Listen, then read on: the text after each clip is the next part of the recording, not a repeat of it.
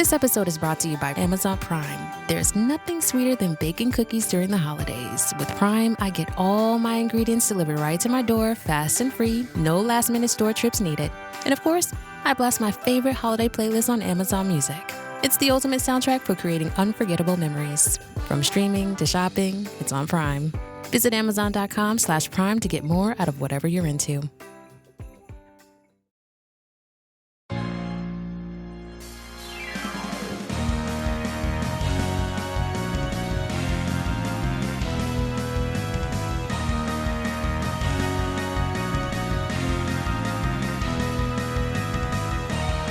Welcome to the Supreme Resort Land v World, a podcast about Disneyland and Walt Disney World, and which is the Supreme Resort.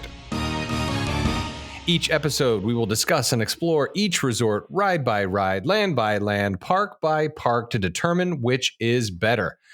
I'm your host, Jimmy, and thank you for joining me on this quest to help the greater good of humanity answer this long, elusive question, which is better, Disneyland or Walt Disney World? Joining me, as always, is Dan.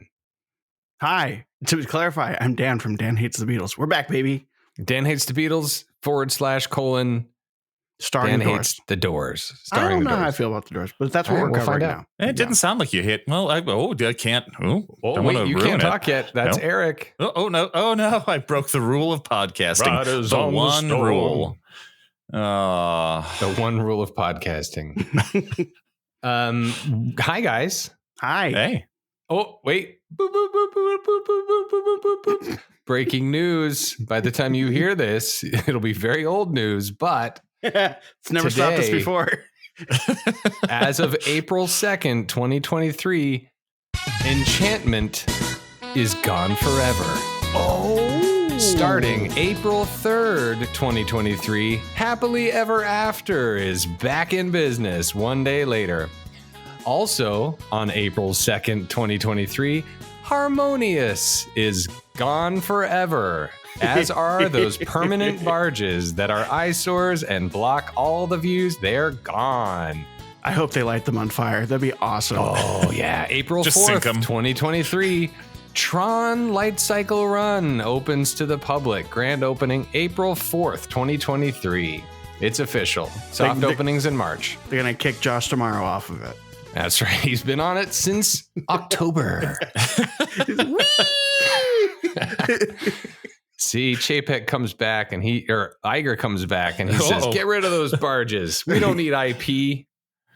Wow. Yeah, it's exciting stuff, guys. I mean, I think it's kind of generally known, but having a date, April 4th is the official day for Tron. They're going to have some soft openings with some annual pass holder previews, DVC previews, that kind of thing.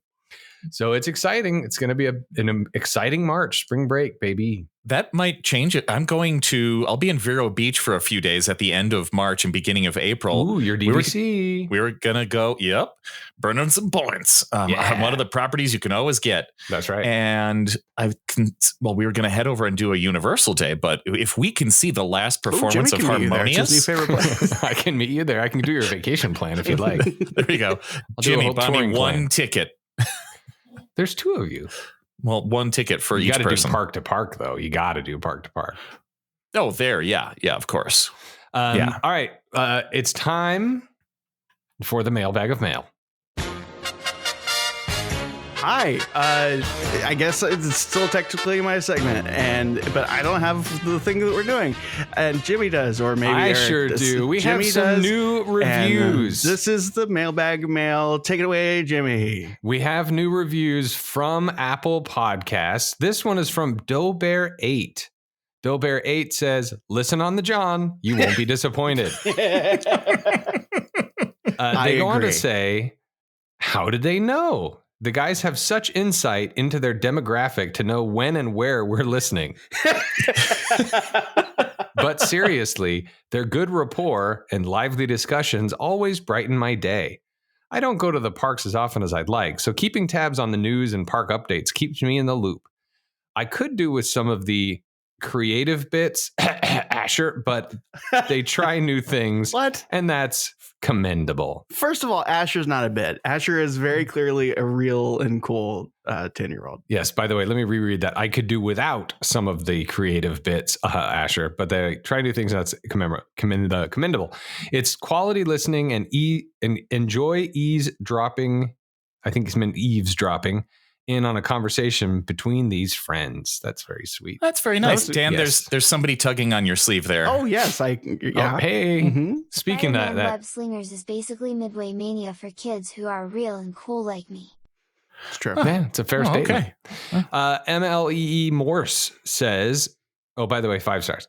And by the way, that message was clearly sent, that review was clearly written by Bob Chapek, who also then sent you an email from the John. Right, from the John. Documented. That's correct. In our show. This one, MLEE Morse says, such a nice break from jury duty.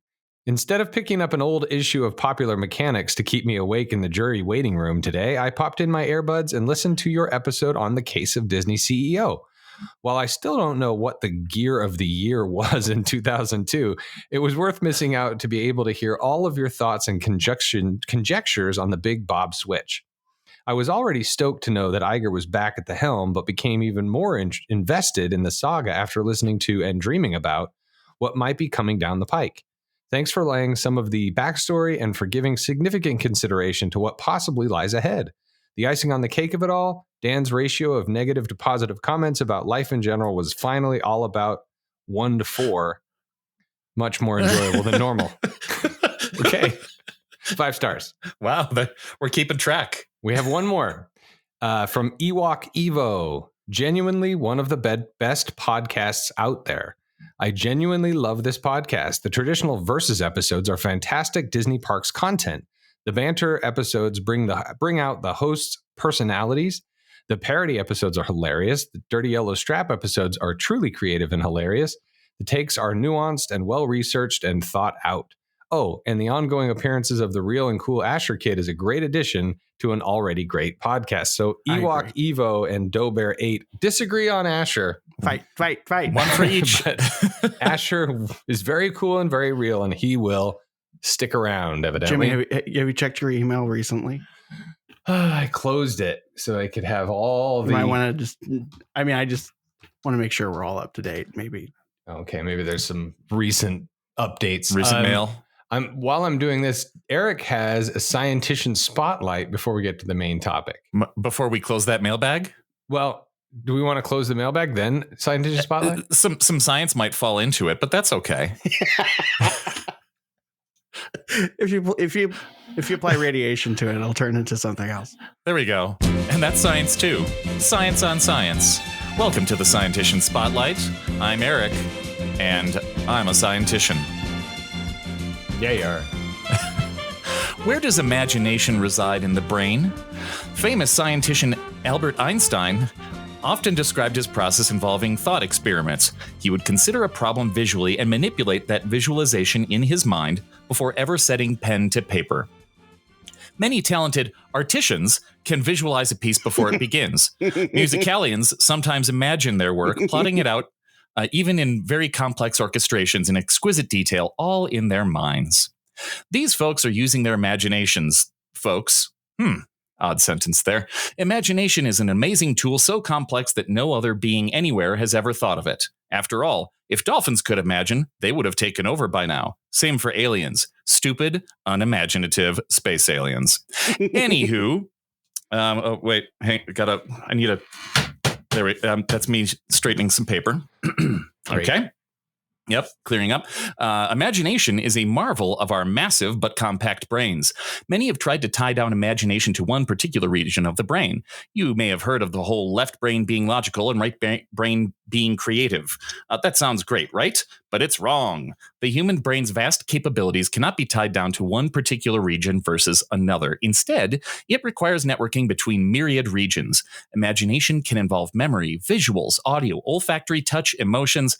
Mix and match those human experiences across the spectrum, and you can kind of scratch the surface of what imagination actually is. Am MRI studies have shown that people dreaming or actively imagining concepts tend to use a large portion of their brains. None of it's easy to pin down as it varies somewhat from person to person. And that's right. It doesn't have to involve all of those things all of the time. Some people either don't or can't access certain portions of their brains when it comes to imagination.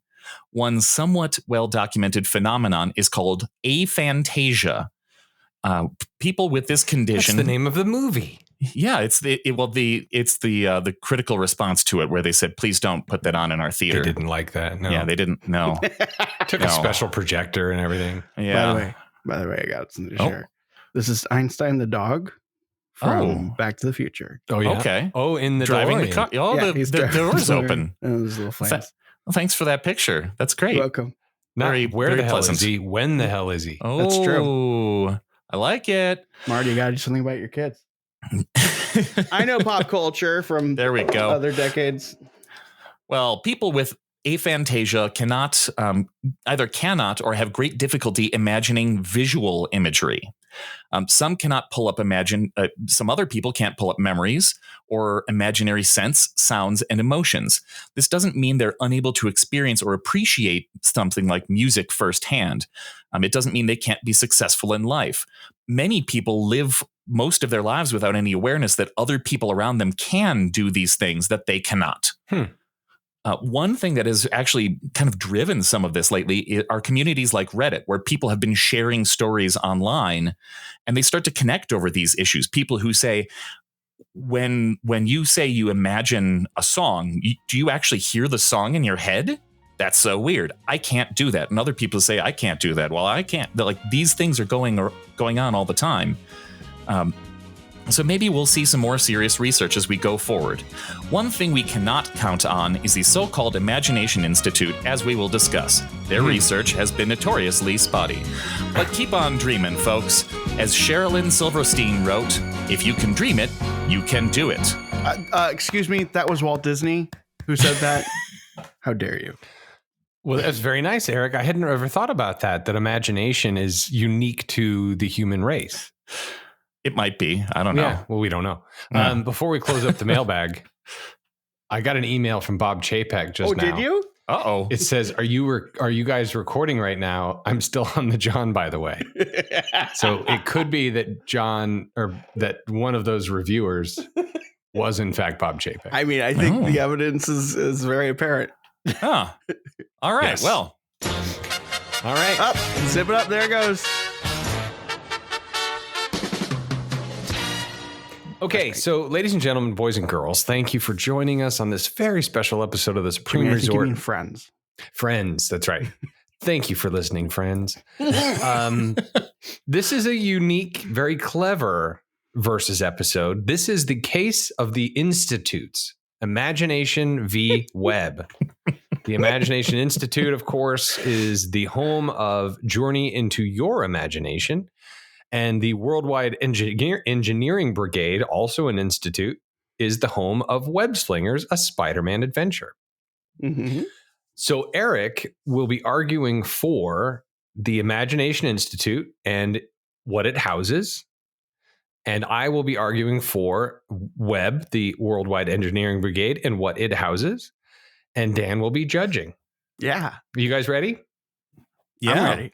Excellent. So Dan will be the judge, and if he hears something that he likes about the Imagination Institute, you will hear this sound. There's not much going on upstairs, imagination-wise. That's right. That's Nigel Channing Yep. to a T. If Dan hears something that he likes about the Worldwide Engineering Brigade, you will be hearing this sound. Nope, No, not that one. not that one. It's labeled Jimmy. that I'm again. sorry. I got too many Jimmys. It just plays the rest of the song. Here it is. Spider-Man. That one That's will also right. play the rest of the song. Does whatever a spider can. Okay, so those are the sounds. The Imagination Institute came first. And so Eric will be giving us an overview of the Imagination Institute. Yeah, I will. I would like to point out before I move on any further, I threw out that little Sherilyn Silverstein I thought it was Set bit. Shell. No, that's a poet. Sherilyn Fenn, right? No, from Twin Peaks. No, yeah, not from Twin Peaks. She didn't. Okay. No, it was Machen Amick who. Sherilyn Silverstein was a marketing person who worked for a firm that was selling that was pitching to GE as they were building they were helping to sponsor Horizons. So technically, she wrote the phrase, "If you can dream it, you can do it." Dream it, but instead of can do it. Instead of putting some random advertising execs credit on it, they said, "Deal with it." Well, Disney they didn't. He was dead, but he might have said it. Tom Fitzgerald has kind of taken that because he was the head Imagineer on the project, and I'm sure he was the one that looked at it and said, "Put that in the ride. You got to use that." It's a song. But it has somehow morphed into Walt Said It. But listen to episode 50 of the Retro WDW podcast if you want to know the full truth. Do homework. Yeah.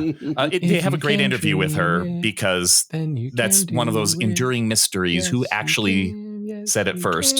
That's cool. Cheryl Silverstein was on. Sherilyn Silverstein was on that one thing. Yeah. Retro WDW podcast, episode 50, their second episode about Horizons. Did they talk about her poetry as well? Yeah. Where the sidewalk ends. Did she talk about where the sidewalk ends? Opening statement time. Okay, go ahead. Does she have a missing piece? What? The missing piece. Shel Silverstein's good. I never really read Shel Silverstein. Wow. I know. I really might. No wonder.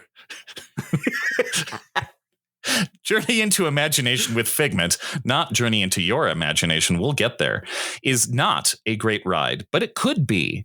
And it, in fact, was significantly worse. We don't usually take history into account, I know, but the information I learned about how this attraction evolved from a truly inspired attraction into a reviled one gave me some additional perspective. No, Journey into Imagination with Figment is not a great ride. It is a 5-minute, mostly inoffensive trip through some fun effects with a nice song. The land in which it resides is a beautiful excursion away from the crowds of Epcot as well. Yes, Journey into Imagination with Figment is not a great ride, but let's give it a chance, shall we? So I'm sorry. Journey into Imagination with Figment is current? Current. Journey into Your Imagination is defunct. The middle one. Middle. Okay. What was the original? That was Journey into Imagination. Yes. Okay. It's the with Figment that was added for the current iteration. Correct. Got it. Okay. Well, let me give you an overview of the Worldwide Engineering Brigade. The Avengers are setting up new headquarters and training facilities around the globe to inspire all potential recruits willing to step up and become something more. As part of this global initiative, Tony Stark has founded the Worldwide Engineering Brigade, or W.E.B for short, to develop advancements in superpowered technology, including new enhancements to Spider-Man's suit as their debut project. By bringing together the world's brightest and young inventors, the W.E.B is creating new interfaces that will empower all of us to join the ranks of Earth's mightiest. Besides Peter Parker, other young recruits at W.E.B include Harley Keener, Moon Girl, and Squirrel Girl. Guests join W.E.B and utilize Spider-Man's web shooters to fire webs at screens as the ride vehicle engages in a swinging sensation akin to the superhero's web slinging through the New York City skyline. What? Really? Yeah. Well, we'll talk about it, I'm sure. That's not at all what this ride is. When you swing through the New York skyline, the box you're in moves left, Dan. Akin to. I didn't say the ride does it. Oh, okay. Anyway, whatever. Sure, it's fine. It's a stupid ride. Go ahead. They're both stupid rides. That's why this works. Right. I do have some thoughts as it compares to Universal, by the way. Well, of course. Now that you're a Universal fanboy. That's right. Should we have done Men in Black? Ooh, versus Alien and versus W.E.B. Buzz Lightyear. Anyway, go ahead. Yes, we should have. Go ahead. Okay. Okay, so you're done with that. Now is history time. History time. According to my outline. 1983. That's where we begin here. Journey into imagination. No suffix. No. What's the fix for something in the middle? I don't know. Was created. There we go. Midfix. Created by Tony Baxter and Steve Kirk. This was an attraction that did not open with the rest of Epcot. It came in a year later. Kodak was the main sponsor. It was intended to. Basically, they had a contract that said that they would have something ready to go on opening day of Epcot. They also promised that they would update this attraction every 10 years, which we'll get to later. That's kind of, I would say it's foreshadowing, but it's just the contract. Dan. I'm curious because Tony Baxter was involved. Does the plan for this attraction involve balloons? Yes. Well, okay, if you really want to get into it, a lot of this comes from his it's one of those things where he got his what's the name of it turned down, his whole land in Disneyland. Yeah, the Dumbo's Circus Land and the Discovery Bay. Yeah, and he took some of the attractions that he had thought of for Discovery Bay with him to this. Mm-hmm. So one of the attractions in Discovery Bay was a somewhat steampunky bearded man named Professor Marvel, who had a pet dragon, and he had fun doing things. I could go. I don't need. Well, detail on this is probably better served in some other capacity. He also had a balloon. I'm sure he did. Yes, he had a balloon. It's on the map that he drew. Tony Baxter loves balloons. Yeah. Well, as we'll find out, Dreamfinder's vehicle is largely balloon. What started out as a joke is becoming like an actual theory. No, you're absolutely right. Tony Baxter loves balloons. Man. Oh no. Yeah. Well, we'll get into that. Maybe I'll save that for Ears Up or something and go really deep on Tony Baxter and his balloons, or we'll get into it on other episodes. I don't know. Anyway, this attraction was not ready on time. What they did manage to pull off just before the park opened was the other attraction inside the Imagination Pavilion, which was Magic Journeys, the 3D movie that simultaneously thrilled and terrified children for many years. Which, if you have not seen Magic Journeys, do yourself a favor. Go on the YouTube, load up Magic Journeys, and just over the course of watching the video, remind yourself people watched this and it was at a Disney theme park. It's amazing. Yeah, it's out there. It's I like it. I remember it fondly.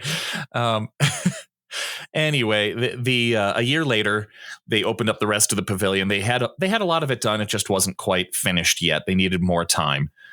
But they opened up in 1983. This ride was kind of a marvel. It managed to create its own IP for Epcot, introducing brand new characters to the parks in a very short time into this space that didn't have any Disney characters at the time. It didn't have a whole lot of fun. Can we say it wasn't that much fun? Or there was some fun. Honestly, okay, so I'm definitely the wrong person to say whether something's fun or not, but I actually was able to ride this before they ruined it. Oh yeah. It was, I don't know that fun's the word. It was more delightfully whimsical, which felt almost the same as fun. Okay. I'll take that. The entire purpose was to say that one of the main tenets of imagination is to have a childlike look at the universe, to remove some of those inhibitions and use your senses and use your tools, the tools of your imagination to imagine anything, to create things that don't exist out in the world now. For me, it was an experience of, and I love when this can happen, where it's like, okay, aesthetically, this is definitely something that I should hate and have no interest in and like never want to go on again. But immediately after I got off the ride for the first time, I went back on and I was like, this is one of my favorite things ever. Because it was more just like the commitment to the bit, you know? Like it again, just opinion here. It was, it didn't feel like it was talking down to anybody, but rather bringing the place that you would talk down to up to everyone's level, if that makes any sense. You know, it's like, hey, we're all going to have like really cool kindergarten right now, but we're not going to treat you like kindergartners. Right. Yeah. Well, it's the way I imagine a Montessori education might feel like. I just wanted to make that joke. Okay. I even though Taryn explained Montessori to me the other day, I still don't get it. I know the word. I haven't looked into it myself. Okay. Well, the ride. So as I said, it introduced 2 new characters to the parks that the rest of the history kind of hinges on the original ride itself. And these 2 characters were a big part of that as well. So Figment, the purple dragon that remains on the ride today, is a purple dragon. He's a figment of Dreamfinder's imagination. Oh, that's what that means. Yes, indeed. Clever, Tony Baxter. Very clever. Well, you and your balloons. There we go. Dreamfinder was interesting. They actually made an in-park appearance by Dreamfinder. So he was in all of the videos as a real person. He had Figment with him many times. And Dreamfinder was played in the parks by a man named Ron Schneider. He was a puppeteer. He did a lot of different acting jobs over the years. He worked in Disneyland at the Golden Horseshoe for a while. He was in the Golden Horseshoe Revue. That was his first job with Disney. He was a comic in there. So, well, who did he play? I did not delve deep enough to find it, unfortunately. Yeah. Wow. I just realized today, I'm like, is there something else I should be learning? Well, I didn't quite make it that far before I had to get back to a budget meeting, but oh well. But I'm sure, and I'm guessing this is in your notes, someone else also played Dreamfinder. We'll get to him. Okay. Now, in the ride, the voice of Chuck McCann of Chuck McCann was Dreamfinder, and any of the videos of Dreamfinder in the ride were this man, Chuck McCann. He was by the way, Dreamfinder, another voice that is probably in my wheelhouse. Exactly. I'm assaulted as the Dreamfinder. Here I go on my balloon. Very whimsical, Dan. Well done. Chuck McCann was a famous puppeteer. Famous puppeteer in the 60s and 70s. He had a thing he called the Chuck McCann Show. He appeared on different variety shows. He actually worked for Disney for a while. He puppeteered Figment. And he did voices for DuckTales characters on the show DuckTales, like Duckworth and Burger and Bouncer Beagle. Wow. Yeah. My repertoire is expanding greatly. Nice. And the other famous version of Dreamfinder that you'll find on YouTube, I hope, look for the ImageWorks videos, which we'll get to. In these particular videos, Dreamfinder is played by none other than Joe Rohde. Mm-hmm. A young Joe Rohde. This is pre-ear, right? I believe it's pre-ear. Yeah, this was when he was young. He had the big mustache, but I think he had like a beard or a goatee or something. The Dreamfinder incarnate?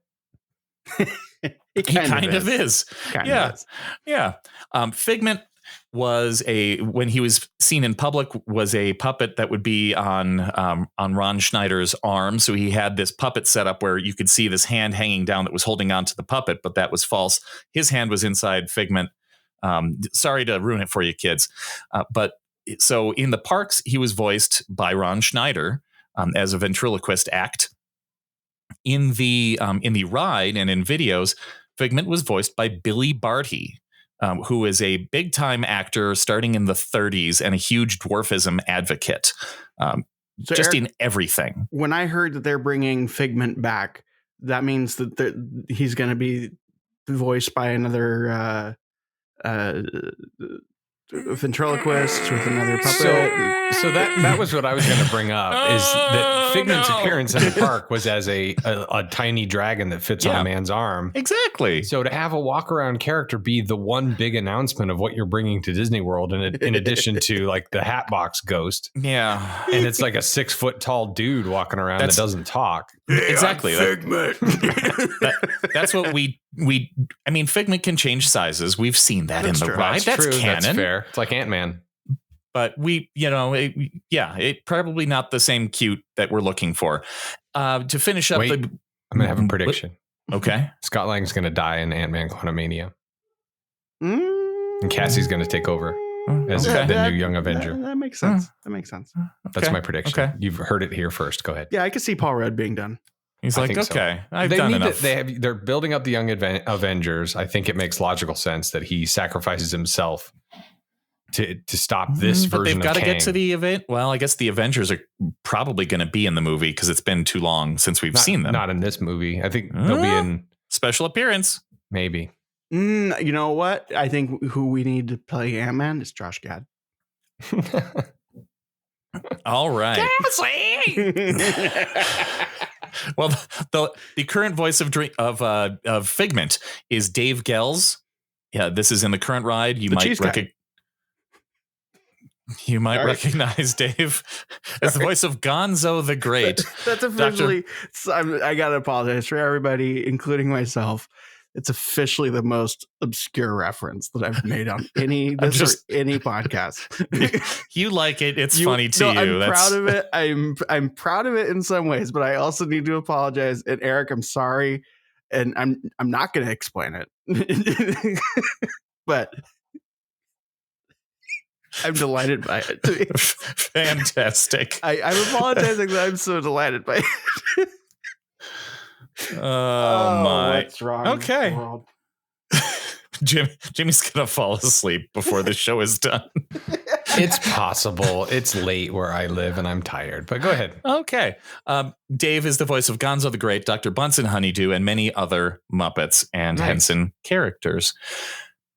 So if you ever saw Dreamfinder in the parks, he probably grabbed your hat and flung it on the ground. That was in all the commercials. Happened to me. It was delightful. Did it ever happen to any of you? No. No. He thought about it, but I gave Figment a look like, don't you dare, buddy. My first time in Epcot was in 1999. Oh, so you saw you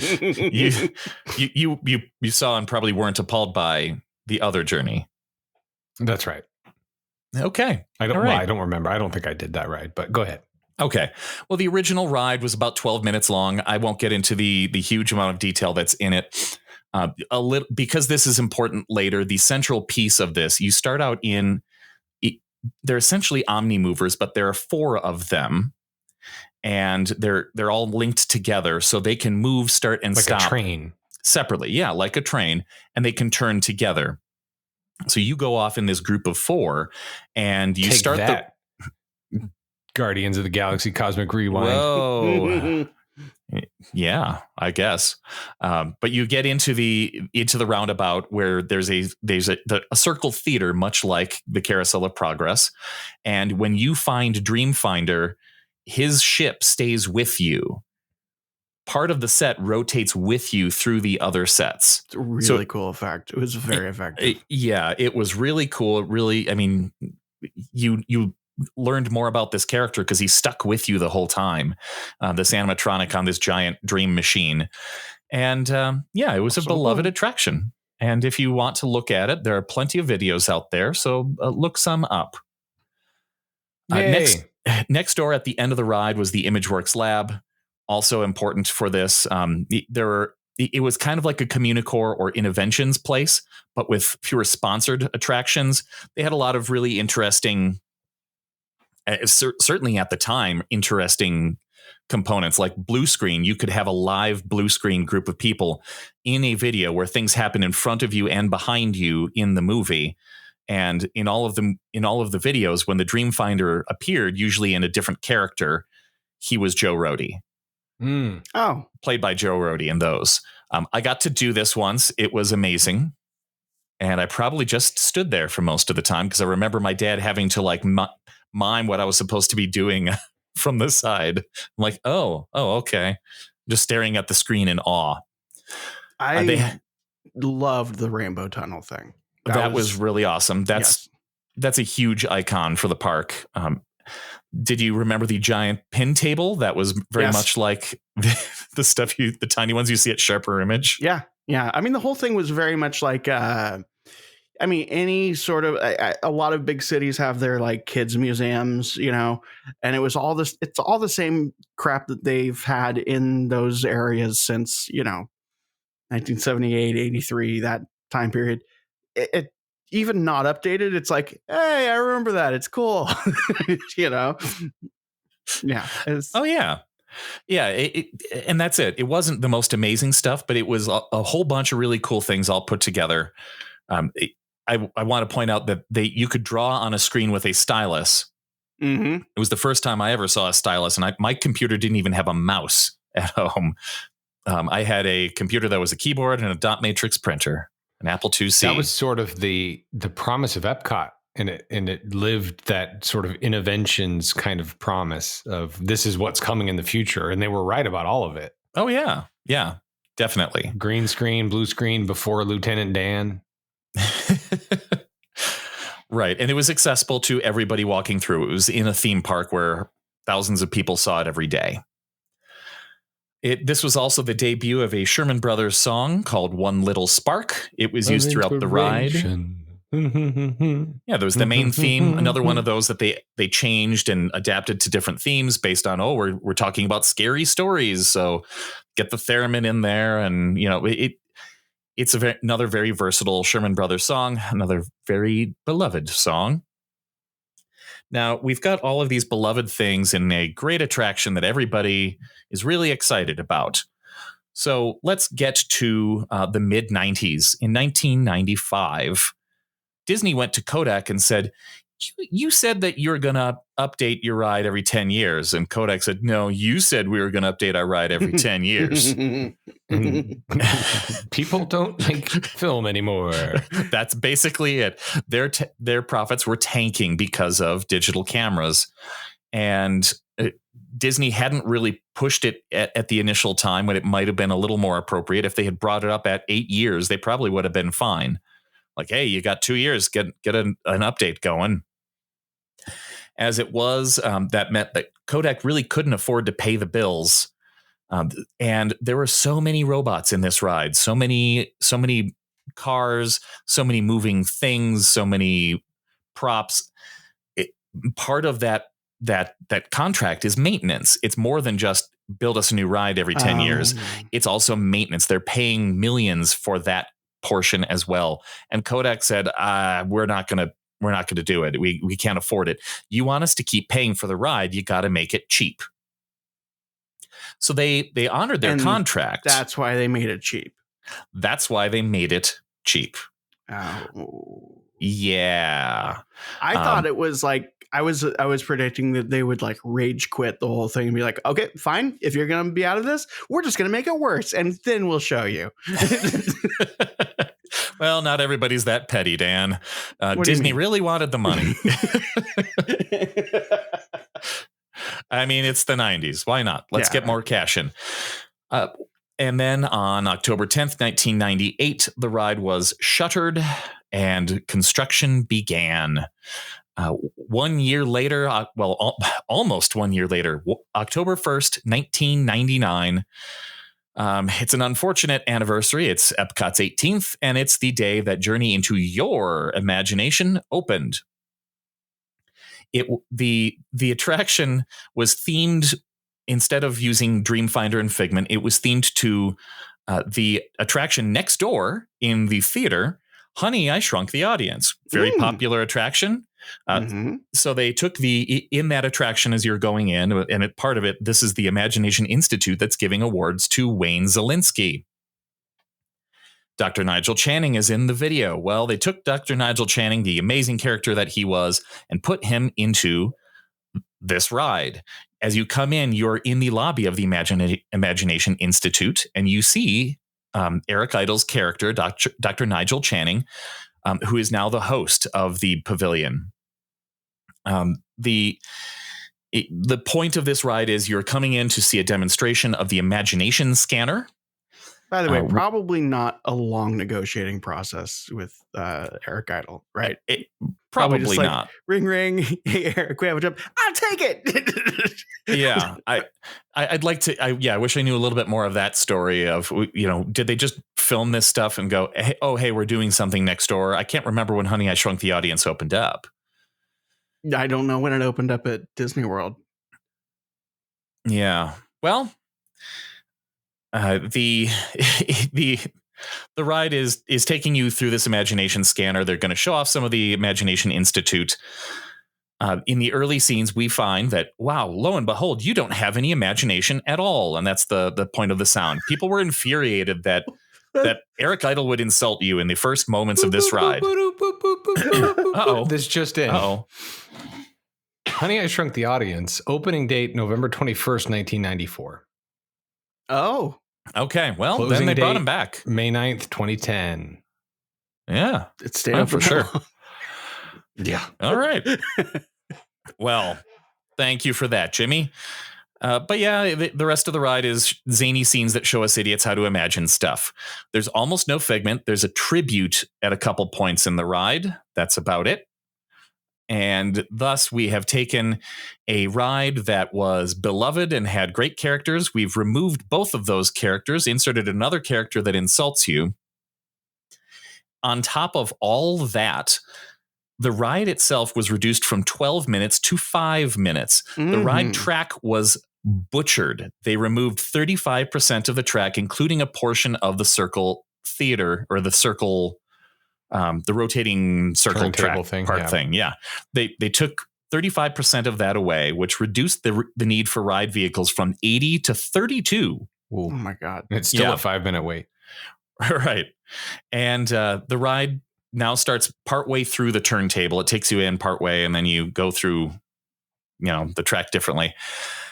The ImageWorks section upstairs was completely walled off. It remains there to this day. As a DVC thing. Well, portions of the original attractions are still there. Ooh. In true Disney fashion. That's where Buzzy is, or Buzzy? Buzzy. They Buzzy. stole him from Premium Command and threw him in the attic. The new ImageWorks was built in the old tracks location. So you walk out and you can actually see a portion of the turntable where the turntable is underneath the floor. In the new linoleum, whatever's on top of it.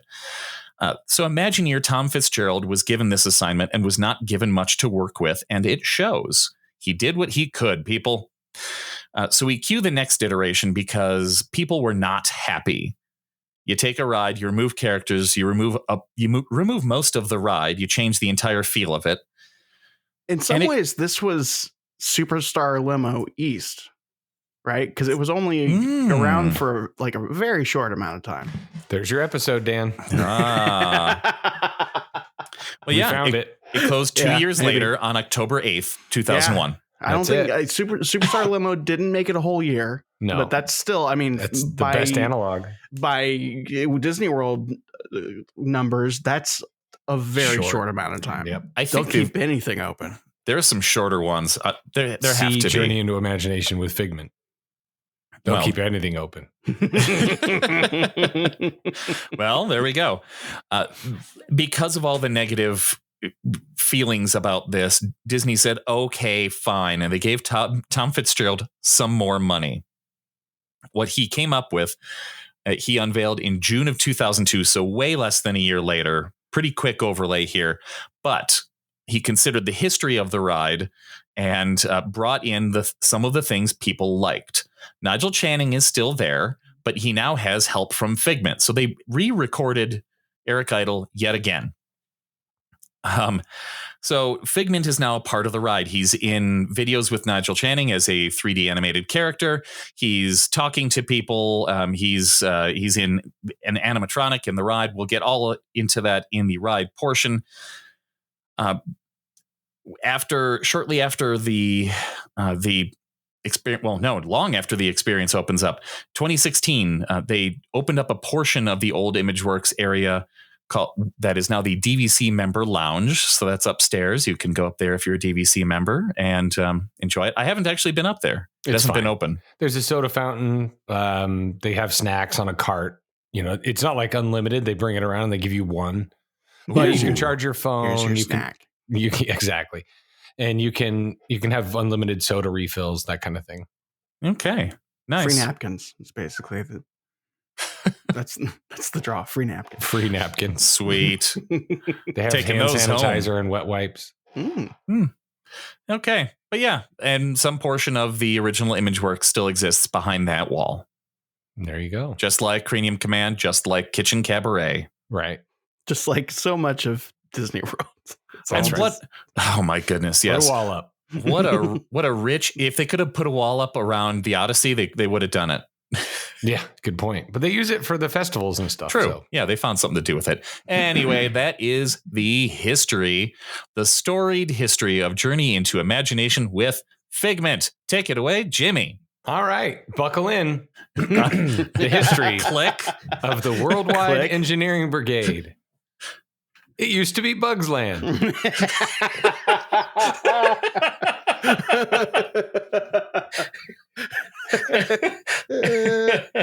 And what is Bugs Land besides Bugs Land what was we are imagining?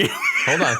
A Bugs Land was an off-the-shelf IP-laden child-pandering land in the otherwise adult-centric theme park, Disney California Adventure. The end. Wait, there's more. Because there's not a lot of rich history of the Worldwide Engineering Brigade, I decided to go with a little more of the marketing speak. Ooh, so here's the background. Okay, I'm almost ready to award a point here. Do you want to how about this? Do you want to risk losing it all or giving or me possibly giving double what the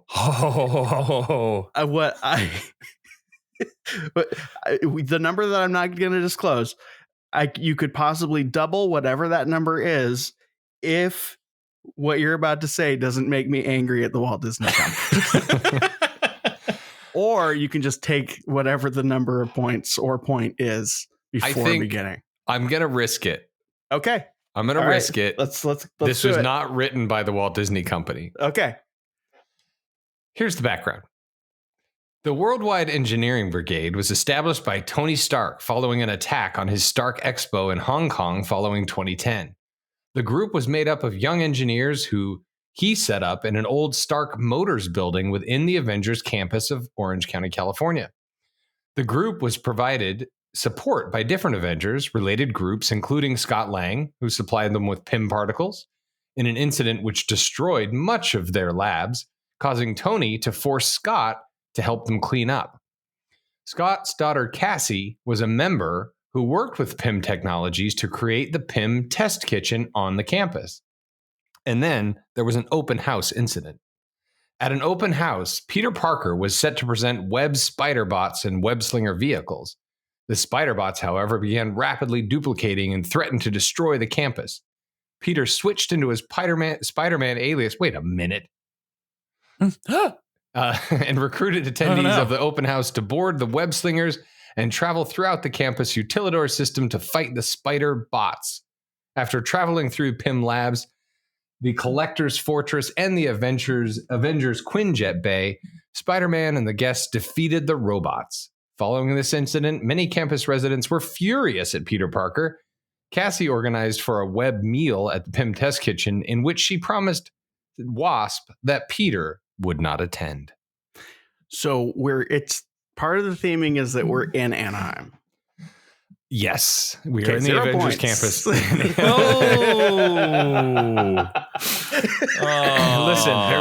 there's not a storied history of this web attraction. It's only 2 years old. There's not. I mean, I didn't want to go down the whole Imagineering. That's basically it. That's the story.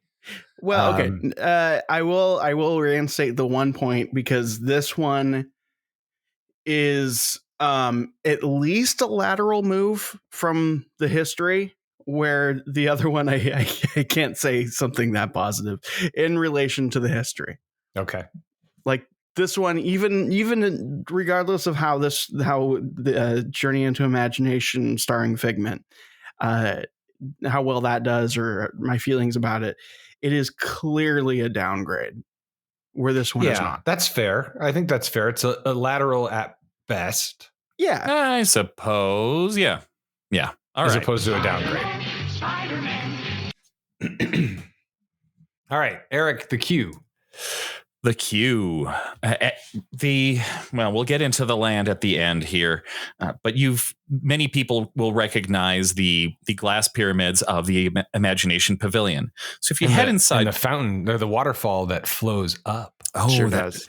Just spoilers, Jimmy. Sorry. Yeah. To be fair, that's not part of a queue. No, I'm just saying. It's not. Yes. Head inside the building and see a well-appointed lobby with a sign showing you a receptionist's desk. Above the receptionist desk, you see signs directing you to different portions of the lab. Touch, taste, sight, smell, and sounds labs. Also, the ImageWorks lab. You can continue through the line and see the Inventor of the Year Awards recipients. There are only 3. Professor Wayne Zelinsky, Professor Philip Brainerd, Robin Williams' character in Flubber of 1997. Professor Nigel Channing with a cartoon Figment. And there's not much else in the queue. You get some previews of what's coming up ahead. Some videos of Nigel Channing pop up. In telling you about the attractions you're about to see, but there's not a whole lot of substance. But Eric, are there fans? And do you feel like you are possibly at a Six Flags? 100%. You are 100%. Indoors. Oh, okay. But you do feel like it. Well, I'd say more universal. Yeah, because there's a little more effort. theming. Yeah. I remember it feels like some effort was made. Yeah. It's a reasonable statement. Some effort was made. As opposed to what it could be. That could have been his whole summary. Some effort was made. Some effort was made. Before we go any further, are we gonna go with pre-show part of the queue for Spider-Man? Web Slingers? Yes, that is part of the queue. We've decided that queue ends when you get on the ride. Okay, Eric, are we agreeing to this? Because I don't want to. That is what I counted on in my brain mind. Okay, your brain mind. Okay. All right. So here's the queue for Web. It's largely a bunch of switchbacks outside, outdoors, seeing remnants of the old Stark Motors building before becoming the expo. There are signs promoting the open house along the way. There are posters of various engineers that I will highlight later, as well as a poster promoting the Web Slinger vehicles. Let me tell you about the Web Slinger vehicle. The surface materials are made of high-tech vibranium shell. Whoa, we're talking about Q. I know, but this is in the queue. Oh, okay. This is a sign in the queue. Okay. The surface materials are made of high-tech vibranium shell and nickel titanium alloy cladded to an ultra-high light training for ultimate speed and strength without sacrificing maneuverability. The web shooters. High tensile fluid dynamics emanate from 2 onboard biomaterial tanks. The Ampulate tank creates a strong fibrous bioweb, while the Flagelliform tank gives the artificial web whip-like flexibility. When mixed together, the webs you sling will perform just like Spider-Man's webs. Guidance system. Light pulse generating guidance system combined with powerful processors to execute real-time mapping, which helps the vehicle navigate without a human driver. Software processors send signals to a sophisticated AI for full autonomous driving mode. Then there's tracking and targeting systems. Lightweight portable augmented vision targeting system built into a pair of regular glasses that link up with the Slinger vehicle systems, giving the user what we call web vision. Propulsion. Highly maneuverable propulsion drive drivetrain utilizing electro-tread technology allows the slinger vehicle to glide smoothly over most surfaces. That's the WEB vehicle. So they kind of explain all the parts of the ride, but you don't necessarily see it because you're distracted by what switchbacks feels like, just being miles of switchbacks. Yeah, with fans. They have fans. There are fans. This is very Six Flagsy, by the way. Oh, very. Very Six Flagsy. In a courtyard, just before you enter the building, there are several spidey webs on the brick, clearly showing us that he's been there. Is this before or after they send you backstage because they don't have this is before or after it was not open in this particular walkthrough. Once inside, we are greeted by Sharon, Sharin, the AI that helps run operations smoothly. In an hour's worth of research on what the acronym Sharon means, there was no result. Sharon is a feminine presented artificial intelligence used by the Worldwide Engineering Brigade. She's built into WEB's technology and aims to keep the place running, which maintaining a self-proclaimed chill personality. Sharon's interface was a yellow hexagon which appeared on WEB screens. Sharon is an artificial intelligence which was created for the... I already said that. Sharon was one of the hosts of the WEB Open House, where member Peter Parker presents the web slingers and his self-replicating spider bots. These robots quickly get out of control and begin replicating across the building, threatening to destroy the campus. Peter and Sharon then team up with the guests to roam the campus in the web slingers to defeat the spider bots.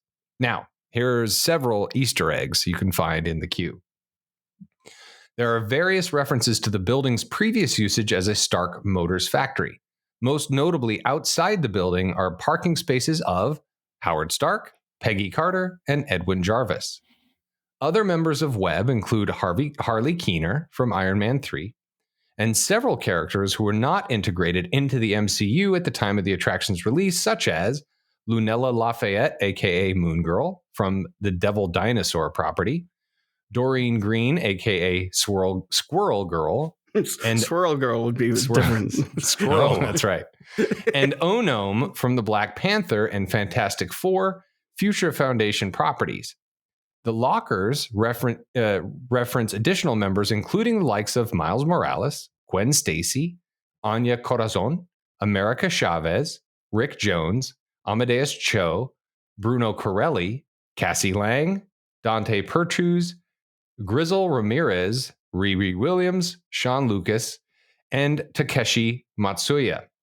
Now, that's a lot of people. I watched Into the Spider-Verse on my iPad while we waited in line for web slingers, and when we got to the front of the line, I was kind of mad that I had to go on the ride instead. I can relate to that. Yeah, I can see that. Wow. So all those names may sound familiar as Marvel Comics characters, except for Grizzle Ramirez. All but Grizzle were characters from Marvel Comics, as Grizzle was a young Disney Imagineer who tragically passed away in 2019. Aww. But he is given homage in one of the lockers in the Worldwide Engineering Brigade. That's nice. Yes, indeed. There are several allusions to Devil Dinosaur in the queue for the attraction. On the notice board is a missing poster made for it by Lunella. A figurine of Devil Dinosaur appears at Peter's desk, and artwork of Devil Dinosaur is on Lunella's locker. There are allusions to WEB using gamma radiation. We've talked about this in a previous episode in ways reminiscent of the radiation usage in the Incredible Hulk property. Outside the building is a drainage system labeled as being for gamma waste, that it has a massive tree growing out of it. Reference how gamma radiation made the Hulk giant. I knew he'd bring up that tree again. Yeah, it's part of the land. It's one of the few things that's interesting about that they did well. I think just kind of by accident. Besides the music, of course. Oh. That's the other thing I was going to say about the queue. You get to listen to the area music for an hour. One of the lockers in WEB has the name Miles on it, referencing Miles Morales, who is Spider-Man in the Ultimate Universe and was not featured in the MCU when the attraction is created. This locker also heavily references the 2018 non-Disney Sony film Spider-Man Into the Spider-Verse by having polygon magenta art style of the locker reference Miles' art in the film. Also, there's a Miles Morales mural painted on the side of the building. And it depicts an astronaut falling upwards as Miles does on the film's poster, along with lightning bolts around the astronaut's head, reference how Into the Spider-Verse visually represented the spider sense. Graffiti artwork by Miles can be found outside of the building. I said that. Did you say Miles hadn't been created by the time the ride was? He's not in the MCU. Oh, okay. He's not. Yeah. Okay. Right. I was confused by that. One of the lockers in W.E.B has the logo for the band The Mary Janes on it. This is the reference to Mary Jane Watson's band, The Mary Janes, from Earth 65, the reality with which Spider-Gwen originates from. Gwen Stacy herself was the drummer for this band in said universe, and said version of Mary Jane being that universe's counterpart to Carnage and a possible love interest of Gwen. Gwen Stacy's skateboard can also be found in the base with the name for the band on it. This is a lot of deep. There's a lot of Spider-Verse stuff. Yeah. Wow. Many of the logos and color schemes printed on the lockers in W.E.B represent different Marvel characters. This includes Spider-Girl, Kamala Khan's Miss Marvel, and America Chavez. On the notice board is an advertisement for being tutored in the language of Xhosa, a native language of Wakanda. The notice advertises tutors in the forms of W.E.B member Onome and Kamala Khan's friend Bruno Corelli. Luxo Jr. is at Peter Parker's desk. Is it just a lamp? It's Luxo Jr. I don't know. That sounds like a negative point to me. I'm just saying all these details. You're hurting Dan's mind. Look at his poor face. It's a bit much. It's really. Hold on, I'm not done. I'm almost done. But Dan's losing it. I'm almost done. There's a few more. Blueprints for the original Stark Industries complex incarnation of Avengers Campus are framed on the wall. The complex is identified as using utilidors. It'll come into play later. A system of famously created for and used in Walt Disney World. On the notice board is a photograph of Harley Keener and Squirrel Girl at Stark Expo outside of the Iron Man experience. A Wally keychain on the notice board references late Imagineer Grizzle Ramirez. Talked about him. Are you sure it's not just a small robot that looks like Wally? It's a Wally keychain. Look it up. Okay, it's a keychain. Sorry, that was a callback. Okay, sorry for the callback. That didn't work. Jimmy. Eric, I see where you're going with this, and I don't entirely disagree. I'm just poking the bear. I know. I'm trying to be fair here. The Luxo could be an actual lamp. I mean, it's a lamp, right? Yeah, no, I get it. I mean, and he lives in the world that we live in, like all Marvel characters do. And Wally, it's in keychain form, not in character form. Okay, I'll allow it. I got four watch more. Yourself, counselor. Okay. Thank you, Your Honor. 4 more, and then I'm going to get to the pre-show. Okay. There are several postcards on the notice board from Spider-Man Far From Home. In the claw machine, I mentioned this on a previous episode, is one of the little green aliens from Toy Story, along with a figurine of Groot and a plushie of Baymax. There is a Mr. Potato Head at Peter's desk dressed as Spider-Man. Wait, so Groot's a character in this universe, in this ride? Well, I guess it's not after. It's supposed to be a separate timeline because Tony Stark's alive. But I mean, Groot's a famous. We've got action figures. Guardians of the Galaxy's down the street. Yeah, they've got action figures of a famous guy. There's a Mr. Potato Head. I told you that. A piece of paper proposes names for it, such as Spud Lightyear, Darth Tater, Air Spud, and C3 Potato. Finally, the punch clock is set to 6:16, an allusion to the mainstream Marvel universe of Earth 616. Now, just real quick on the pre-show. Peter Parker's introduced, and he tells us there are lots of things to discover at the W.E.B, like vibranium, alien fluid, and these self-replicating spider bots because they're awesome. But we are here to test out the web slinger vehicle, which I described before, so we can sling webs just like our friends, or his friend, Spider-Man, The spider bots keep replicating and start taking over the Institute. After the bots take over, the open house gets canceled, but we are asked to help and save Avengers campus. That is the Q. Do you want to? I'm gonna, at the risk of messing things up. I mean, you are in a very safe place right now, Eric. I'm just bringing up some effort. Well, yeah. I mean, what about the single rider? Just want to point that out. Single riders. The single rider for Figment. Okay, but does Figment Figment need a single rider or benefit from one? Well, no, it certainly wouldn't. Just for the average Disney person who might want to experience the ride. Right. Well, and the single rider does get to experience everything except for the pieces of literature about all the technology that no one really pays attention to because they're sweating. Yeah, you get to, you go into the same main entry area. You don't spend as much time rotating around the switchbacks, obviously. And then you do get into a side, so you can see the lockers and all that stuff. But then you can see a side area where you still have a view of the pre-show. Yeah, and I agree that that's impressive. Having gone in the single rider line there, which is the only way to go on it, unless there's like a 5-minute wait. I will tell you that after that, you're in like a lot of single rider lines. You're in a back hallway that the cast members use to like come and go from their break. They do walk through an awful lot. Yeah, but I think that I like that they have a single rider line that's really cool. But seeing as how Figment doesn't need one, I'm saying no point, because one-to-one it negates itself entirely. However,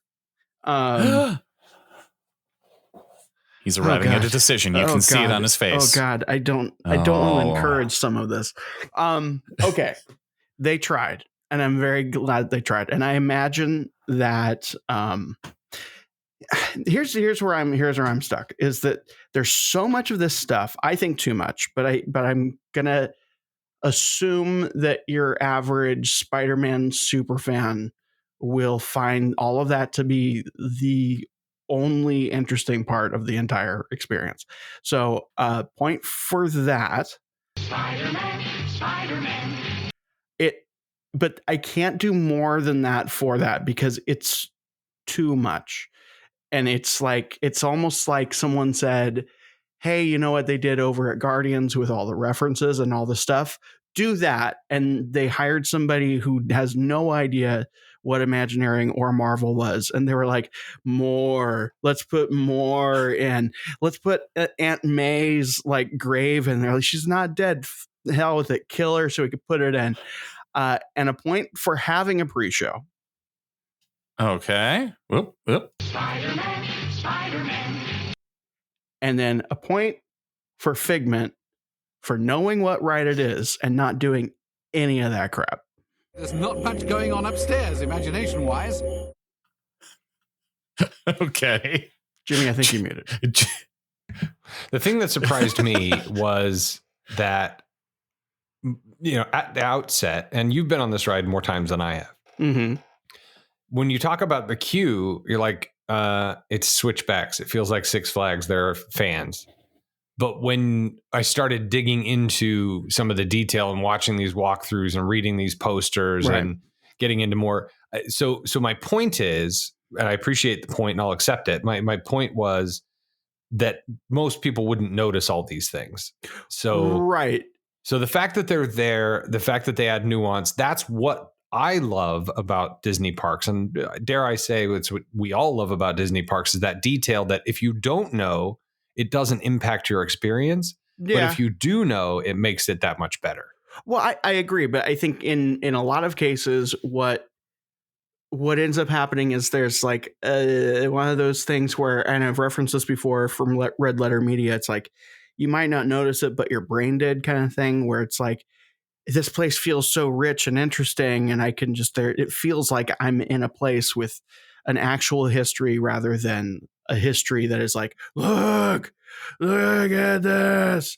and it's like, I'm almost upset that there is so much detail on one level, but then the actual experience, the lived experience to the passive observer just feels like I'm in switchbacks and there's fans. Yeah, the lived experience doesn't really happen until you get toward the building. So that's why my description of the queue was switchbacks. Then you start seeing stuff. But really, for all intents and purposes, this queue is the building. Yeah, no, I get that. I think it's just it's a case of there's such a thing as too much effort. That's fair. And listener, if you're ever at Disney World and you see switchbacks for Journey into the Imagination, you should just go home. Yeah, just go home. Go to Universal. If that many people found the Imagination Pavilion, yeah, it's one of those things. There's an ongoing joke on the podcast that, you know, if Journey into Imagination is a 40-minute wait, then it's a busy day. Like, that's always my litmus test for crowd levels. That's the first thing I look at is Journey. And if it's more than 5-10 minutes, it's a busy day. Well, and similarly, and this is less of a joke, but Jungle Cruise at Disneyland, and not that it's hardly ever a 5-minute, but like it should be hovering throughout the day around 20-30 ish. If it's hovering around 40 to an hour, just hope you have Genie Plus, because I think a better analog is Winnie the Pooh. Okay, that's fair. If Winnie the Pooh's a 30-minute wait, it's a busy day. Yeah, consistently. Yeah. It should be ducking down at like 5 or 10 regularly. Yeah. All right, Eric, let's talk about the ride itself. All right. Now, I've told you about the queue. You've gotten all the way up. You see this these cars come out of darkness around their turntable. You've got a set of 4 cars that are orange red with room for 3 in the front and 4 in the back. So board your appointed car. It begins down the track. It can start and stop, which is something that was added during the Journey into Your Imagination times to stretch out that ride time to a full 5 minutes. Which is why you get to the first area. You're in front of a bunch of blue screens with the Imagination Institute logo in it. Your cars stop. The logo changes and it turns the silhouette changes and it turns into a screen with Dr. Nigel Channing inside with Figment. This feels very Carousel of Progress, this part. It does, and that's because it's built around. I mean, it's literally built on a carousel, so it has this main portion of the ride was supposed to be very much like the Carousel of Progress, just kind of a different take on it.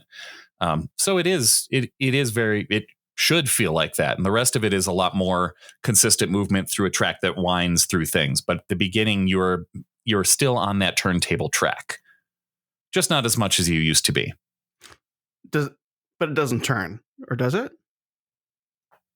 Well, not technically. You're on a track, but it goes in that motion, in that style, because what it used to turn, well, portions of it will turn, but this portion here is just screens.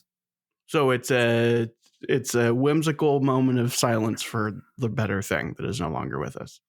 Yeah, it's back there somewhere doing it. Let me out. I suppose. Yeah, I guess now that I'm thinking about it, it doesn't. I don't think it actually turns anymore. Yeah. Oh yeah. Okay. Well.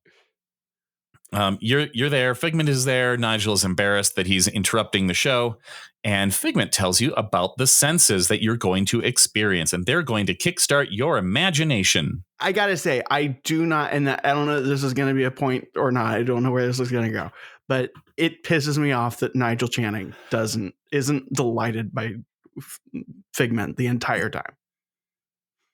Fair point. Yes.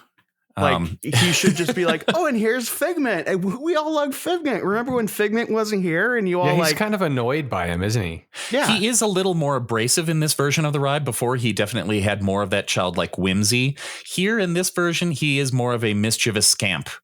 Yeah. So he is presented a little bit differently, and I can kind of see why Nigel doesn't like him. But come on, you got to sell plush.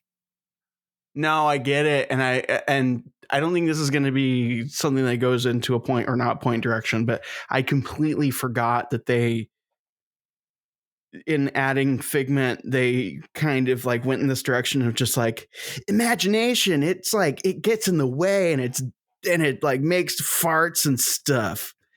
Like I don't know about gets in the way, but it does make farts and stuff. But I mean, like imagination is like our Bart Simpson, where it's like, yeah, like he's not really bad, but he's definitely, like you said, like a little scamp. Yeah. I mean, look, okay, Jimmy's not here right now. Okay. All right. And I'm not going to give a negative point for that. I'm just saying it bothers me. Okay. That's fair. Yeah. All right. But I'm going to make Jimmy think that I might. Okay. Get him sweating. Yeah. I'm going to get him, make him feel like maybe that's something like, but I'll just be like, nah. Oh, okay. Okay. Okay. He's back. Hey guys, what are you talking about? And then the ride goes on to the sound lab. Oh, what happened? Sound? Yeah. Okay. Yeah. You know what I was thinking while I was in the bathroom is that Figment's kind of like Bart Simpson. You know what I mean? Kind of like a scamp. Yeah. He's a little more of a troublemaker, you know? That's a fair point. You know what? I'll have to think about that. I'll have to think that is definitely a problem. Jimmy, problematic. You don't ruin this for me, man. Jimmy. While Dan's gone. Okay. While Dan's gone. Who's giggling? He's a loud giggler. Don't ruin this for me. I need this point. Okay. I don't want to. He might give me a negative. If Figment is, he wouldn't do that. I don't know. Okay. All right. He's back. I just took a giant dump. I'm back. What's up? Why is this the go-to? Okay, fine. I went number 3. Do you want me to make that reference? Sorry, the number 2's on the brain right now. Go ahead. Oh gosh. So the sound lab. So the point of this attraction, there's that introduction, the carousel of progress, and then you go into all your 5 senses, right? Right. Starting with sound. Yeah. And in the sound lab, the stereo, the not binaural audio in your vehicle, but your stereo speakers test your left ear and your right ear with sounds. And then Figment calls the car and you see his animatronic pop up. Oh, God. And Nigel is annoyed that he calls him. Just now, miserable this ride is. This room calls back to the original ride where you hear the train of thought. You hear a train coming toward you like it's going to run right over your head. Eric, do they give you a haircut? No, that's in the touch lab. That's a reference to Great Moments of Mr. Lincoln when they did an ASMR headphone thing. For like 2 days. Well, Figment does sing a chorus of a bit of a new verse of One Little Spark. Is that where guitar? No. Okay, thank God. Is he on a skateboard? No, he sings a very nice song. For every sound your ears are hearing. And he sings about sounds. From just a sound, your mind has wings. Boom, boom, boom, boom, boom, boom, boom, boom, boom. And then you move on. Yeah, so this I forgot. I promise I totally forgot about this. How much this song, this ride is like the song "Ironic" by Alanis Morissette, where like it's presenting all of these things as this thing, but if you apply any thought to it, you're like, no, that's just a thing. Like, so like, it's not about like, oh, sometimes some people get inspired and they make beautiful music. It's just like, sound exists. It's still better than the last one.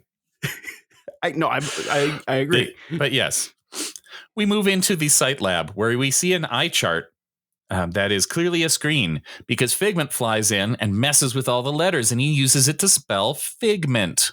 Oh, not fart. Sounds really irritating. And Nigel is irritated and he continues singing about the room. There's more to sight than meets the eye. Boom, boom, boom, boom. And you move on. There's a whole verse. Do you want me to sing the whole verse? You don't. Sing it. No. Smell lab. I'll sing this one. Yeah, there's a big tank of gas or something. It's like green, right? Yeah, and it turns into a slot machine, and it's 3 screens that are curved, and then they spin, and you get 3 figments that turn into skunks, and they turn around and they fart at you. And aren't they all like very pleasant smells except for the one or something like that? I don't know anything pleasant. Isn't there I remember it being like, here's this vat of like, oh no, we don't want it to be that, and then it is. From what I have found, the smell is actually burnt coffee. Oh, Starbucks. Okay. All of this, it's a star. People are, I should go spend $5 on a regular coffee. Yeah. And this is when he sings, one awful whiff can send you reeling. One lovely sniff can be appealing. Your mind decides what enters through your nose. That's how you tell a skunk is not a rose. Okay, and we're imagining Figment is a skunk, I guess. It's a step above smells exist. But yeah, we're imagining. You can imagine smells. Then we move to the touch lab. Nigel is hesitant to send us to the touch lab because Figment keeps screwing around. So you don't go to the touch lab. Instead, Figment takes over the ride and brings you to his house. This is when you depart the roundabout and you go on the movie track, the swirly track. It's like a topsy-turvy. Everything's upside down. Yeah. And it resembles the original ride somewhat. I forgot about the touch lab and don't go in there. That's a funny joke. That's a legitimately funny thing, and I'm going to give it a point. Ooh, there's not much going on upstairs, imagination-wise. May I say that is the perfect soundbite for this attraction? Well, the other one was going to be the toilet from later on in the ride, but I couldn't get a clear audio of it. I watched a bunch of videos, and there's so many sounds happening in that room. It's not clear that you're riding under a toilet that is on the ceiling. But hey, well, at least sound-wise, yeah. Anyway, yes. So this new room, this was Journey into Your Imagination did not have any of this. Am I remembering correctly? It created this. It's exactly the same room. It's just painted differently and has different kind of heffalumps and woozles type like designs on it. It's more trippy, more blacklighty. Oh, okay. Before it was a regular room. You ride under a car in the garage and it starts up. Oh, that's just right. It's like plain. What if things were just different a little bit? Yeah. Where here, Figment sings again with a spark of inspiration. I've made my house an innovation. Imagination really clowns around. Makes downside up and upside down. And then you go through. Are you going to talk about the creepiest image of all time? Which one is that? Nigel Channing in the moon. The moon. That's at the end. The moon. So yeah, you head in, you see silly dark ride signs and black lights saying, oh, this way, that way. And then you're in the house and Figment himself is painted like multiple colors and he's watching a TV. I can't find out what that cartoon is on the TV. I've tried it's another thing I've watched a bunch of times. I can't figure out what it is because it's just video on YouTube and nobody zooms in on it. You head through this room, you see, a sink that's dripping. You pass underneath a toilet that's multiple colors and it flushes when you pass underneath it. Cause that's what you get. That's what when you're in an upside down house. And you see a sign that reads, Figment's commute to the Institute. And Nigel says, if you can't beat him, join him. That proves he's not such a jerk after all. And you head into a dark room and everybody's singing. So they're both singing the Imagination song and they've got a little playful back and forth going where Figment's singing the Imag and then Nigel's doing the one little spark. Is this where they do that really pretty amazing reveal of like, oh, look, it's this? The Starfield is pretty great. Yeah.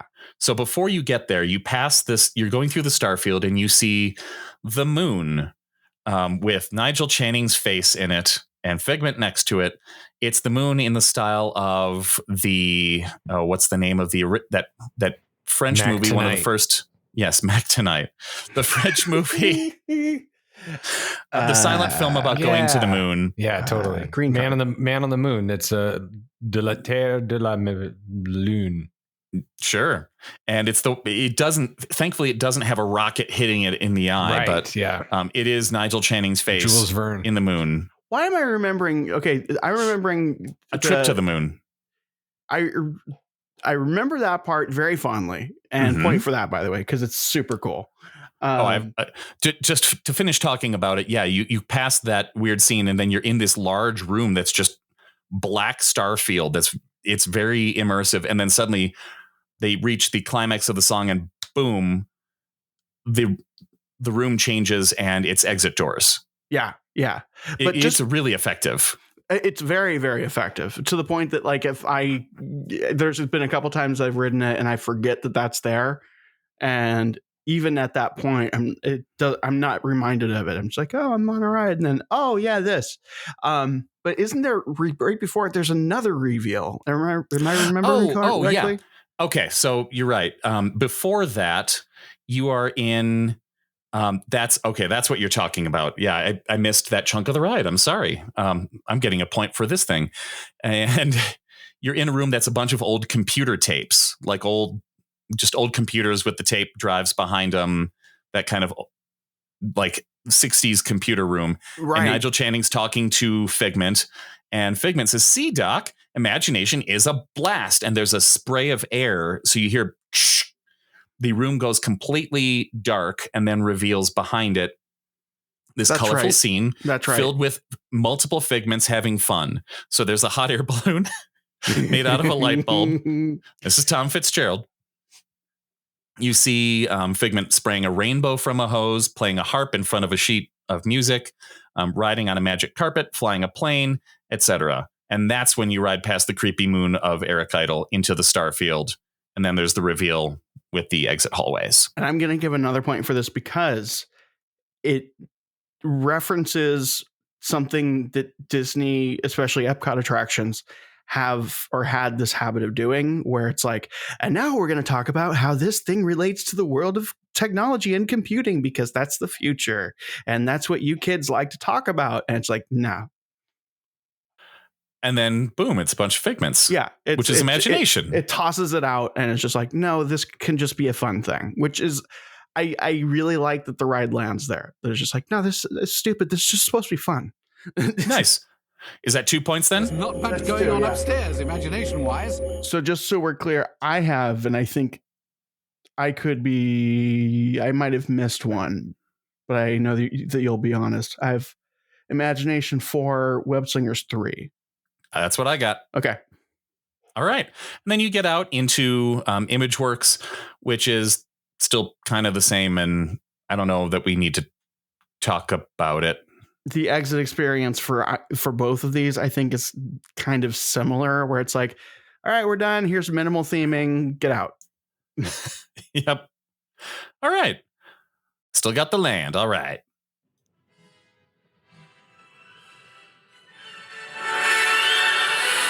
I just want you to feel like you're there. Oh, thank you. Is it loud enough? No. But we will get copyright stricken. If you need me to, I can just pipe it in real hard. Oh, God. All right. But yeah, we'll get taken down. And Eric, I generally try not to do this, but I wonder if Asher has any thoughts about the Avengers campus music. Okay, hang on. Even I think the music at Avengers Campus is repetitive, and I've spent entire weekends watching the same TikTok on repeat. Yeah, it's true. Yeah, that's fair. All right, so let me bring you back up to speed on where we were, where we are, and I've discovered some nuance that I appreciate about this attraction, namely the utilidors and how you access to the land through the utilidors, and you see everything. So Jimmy, before I got a question for you. Yeah. Where are the utilidors located if for Disney properties? like the utilidors in Orlando are below. Yeah. They're the first floor of the Magic Kingdom. Right.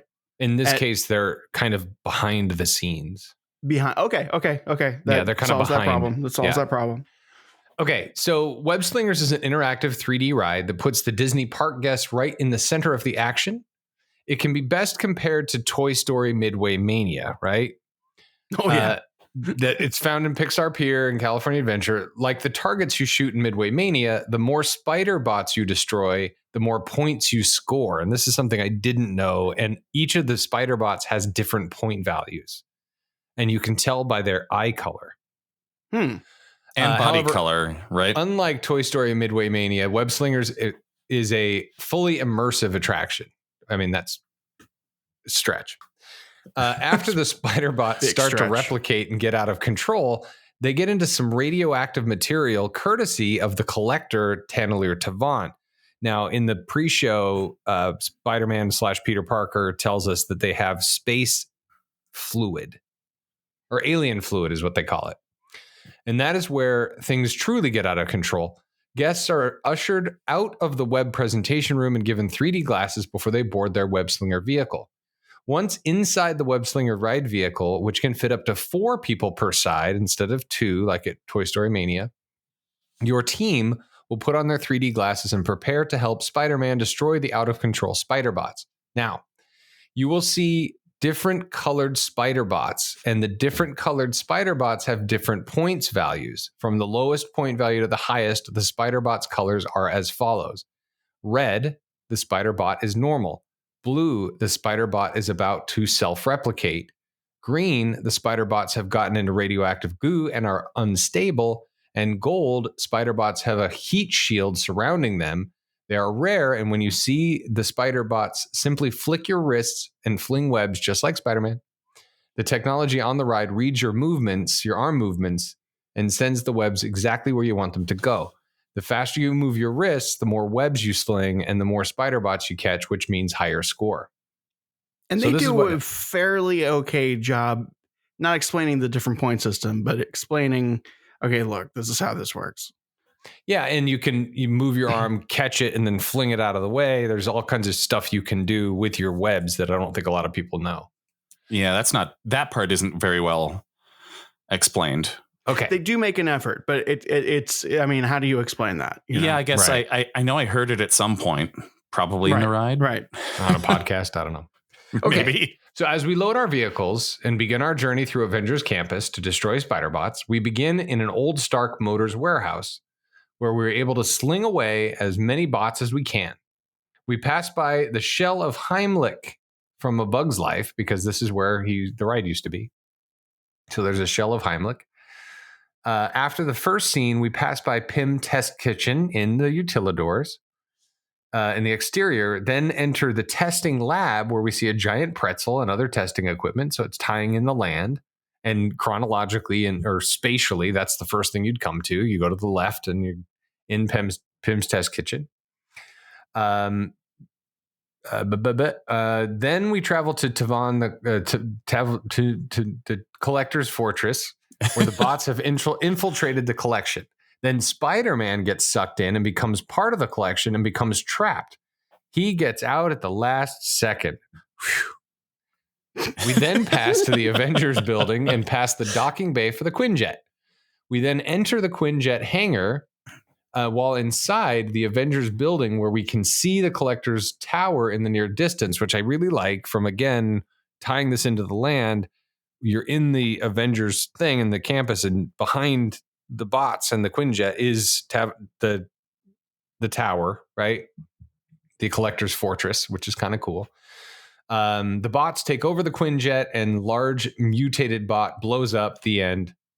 On a return to Stark Motors, we see the streets covered in webs and fallen spider bots. At the end of the adventure, each guest will receive an individual score as well as a cumulative team score. Score high enough, and you may enter your score on the big screen, or you may see your score on the big screen. Just like Toy Story Mania, Web Slingers shows the best score for the hour, the day, and the month. Now, are you looking for extras in the game? Let me tell you how. Yeah. Yes. Well, I mean, let's get them millions. What makes web slingers an even more interactive attraction is that spider bots are not the only thing guests are able to sling webs at for points. On your journey, you may see doors or cubby holes. Don't let those go to waste. Sling your webs at those, and you may find hidden spots that will help you get an even higher score. Walt Disney Imagineer Brett Strong described the numerous ways guests will be able to secure points. He says, webs actually allow you to not just blast spider bots, but interact with the environments. You can pull doors off the shipping containers. You can activate conveyor belts. You can grab onto things and move them around. The level of control that you have is amazing. And for those players who are looking to unlock hidden things, you might not find it the first time. There are so many fun things to discover along the way. Layers and layers and layers of gameplay for our diehard gamers and layers of fun for our comic fans. Just really leaning into all the details that the world has. And then... Oh no. There's you more? May purchase a power band. Yeah. Ooh. Found at a number of locations in Avengers Campus, like Web Suppliers and the Campus Supply Pod, as well as the Disneyland Resort Backlot Premier Store, the Web Power Band will allow guests to have special powers on the Web Slingers ride. There are more than one type of Web Power Band. It will fit on your wrist and hand to allow you to shoot more webs as you play. The base Web Power Band cost is $35, with upgrades available to give your power bands a Spider-Man Spider Green, aka Ghost Spider, Iron Man, or Rescue theme. The Spider-Man and Ghost Spider power bands will allow guests to shoot electrodynamic webs at the power bots on the web slingers. That will enable guests to take out more than one spider bot at a time. The Iron Man and Rescue Web power bands will allow guests to shoot repulsor cannon blasts at spider bots while riding the attraction. This will also take out more spider bots at one time, increasing guests' potential scores. That is the ride experience for Spider-Man Adventure. What I appreciated is re-rideability. There's more, even if you don't spend extra money. You ride it every time. Yes, it's the same effective show, but there's stuff you can do. I didn't realize you could turn on conveyor belts and that kind of stuff. Yeah, you can get better. More to discover, right? And it can be more re-rideable than I expected originally. I don't like the fact that if you want to get a really high score, you have to spend more money. That's very current Disney company. Yeah. No, yeah. And before you come to your judgment, I just wanted to make this observation. Yeah. Because I recently went on the Spider-Man adventure at Universal. Yes. Which is a screen-based ride. Different, obviously, because you're not interacting with that ride. But here's what I wrote. Similar screen-based ride. Universal has more stakes and feels more like you're moving through the space, but it is more of a traditional cartoon. This is a cartoon too, but it's computer animated, so it looks more real. But that requires more suspension of disbelief. And if this one were at Universal, if this ride that we're talking about was at Universal, it would be much louder, and the bots or any other explosion on screen would result in being sprayed on every time. And we would feel the heat from all the explosions. Which would...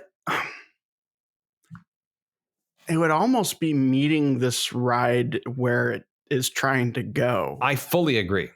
I fully agree. This is as close to Universal as you can find. Yeah, and it sounds like those things would make it worse, but I think that it's like, if it's gonna be such an overload of like, and then you can do this, and then there's this, and then there's this, may as well just have actual fire effects, right. Like if the thing blows up, you should get some kind of because it's alien fluid. Yeah. That it's got, that fluid should spray on you. Why not? Why not make it 4D if you're going for it? Yeah. Again, this ride, it's doing this weird thing where it's like, it's overcommitting in this one way where it's just like, no, if you flip your wrist this way, it can do this thing, which is kind of cool. But then I'm going to give point for heavy rewritability. But there's a lot. That's a weighted comment, because Does your hand position actually make a difference? I know Dan was just kind of joking. I don't think it does. Because I just punch. Because like going like this over and over. It's doing just the Spider-Man the thing. motion sensor seeing the break of the light beam or whatever. That's really what it's doing. Okay. I mean, to be perfectly honest, there's a lot of things that I want to, like, I hear these things and I'm like, okay, that probably should get a point because that's cool that they did it. But then kind of lingering in the background of all of this is that this is in the same park as Toy Story Midway Mania, which is ultimately a more delightful ride. I think it's more fun. This one feels this is like 100 yards from that ride. Yeah. And this one, and so and I'm torn because like, it's not kind of not this ride's fault, but it is at the same time. Like, why? And especially when the other Spider-Man ride exists, this one's kind of a downgrade from its previous version in the same way that Imagination is a downgrade. Even though Disney, you're talking about the Universal version. Yeah. I mean, that's kind of the elephant in the room for this in some ways, because it's unfair in that that's not Disney, but it's I know. fair in the comparison that it is they a very similar. Better. Yes, knowing they should that exists. On the other side of the country, you've got a Spider-Man ride that's screen-based that immerses you 1,000 times more than this ride does. Yeah. Now, correct me if I'm wrong, but I thought that I thought that this ride was. There we go. Isn't this ride built in the building of It's Tough to Be a Bug? Like, wasn't that a massive constraint? I believe so. Do they just not have space, so they built a show building that was as big as they could make it? I believe it was It's Tough to Be a Bug. It's the same building. Which is even tougher because that's a theater. It's a box. Yeah. They expanded it. It's tough to be an Imagineer because famously you cannot make any building bigger. It's got to just be the size that you look at Tomorrowland. Yes. Right. Exactly. I do want to also give it a point for it being Avengers Campus the ride, which is a nice touch. Yeah. Yeah, that's the one thing I like the most about it is it really fully encompasses the land. You go through each of the things. The minute they expand it, obviously it goes out the window. And then we'll get to with the land impact. When you exit the ride and you look around the land, there are spider bots that are webbed against buildings, which tie in the land to the attraction. Yeah. And how many animatronics are in this ride? Oh, -1, I think. No, there's a couple spider bots before you end the ride. I mean, those are toys. I mean, let's be honest. There's machinery in them. Let's put it that way. Yeah, okay. Are they audio animatronics? No, I don't think so. Okay. I mean, they make noise, but not in a traditional sense. It's not. Right. It's not a A100 friggin' shaman of song. It's a little robot.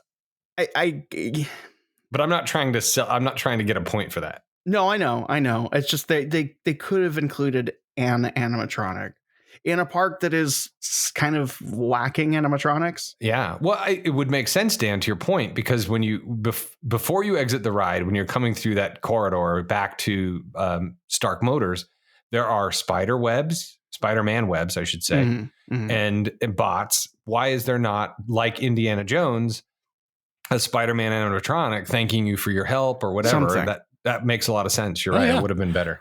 And outside the spider bots do make noises like they and they act like they're trying to get out of the web. Yeah, but that's right. And I mean, of course, that's the land. That's the next part. This is the only attraction besides Guardians of the Galaxy.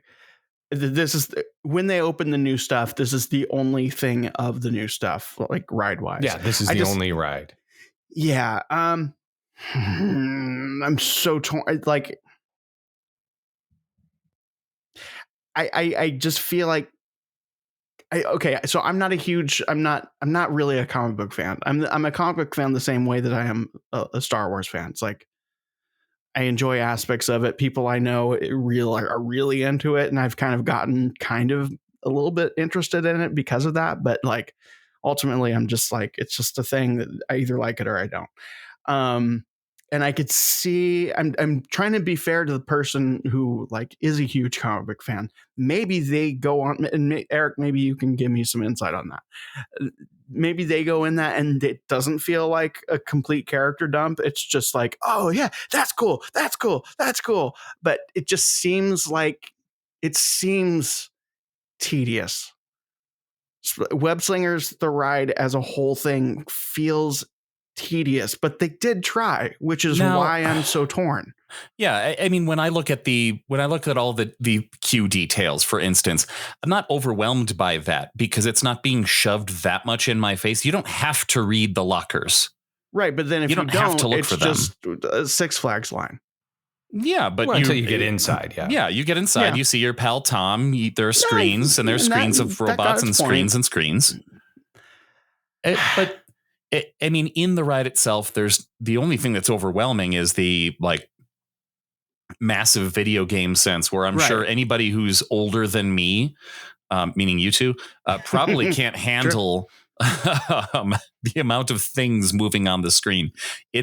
That gets overwhelming by the end. That has nothing to do with characters. That's just, here's a flood of things and you're supposed to just wildly flail and maybe throw a barrel at them, and the kid next to you will somehow do better. So let me turn on my objectivity hat. We haven't gone to the land impact. No, we haven't. We can do that, but I think the Imagination Institute does institute better. There's more to do. There's more to see. There's interactive elements outside at the exit.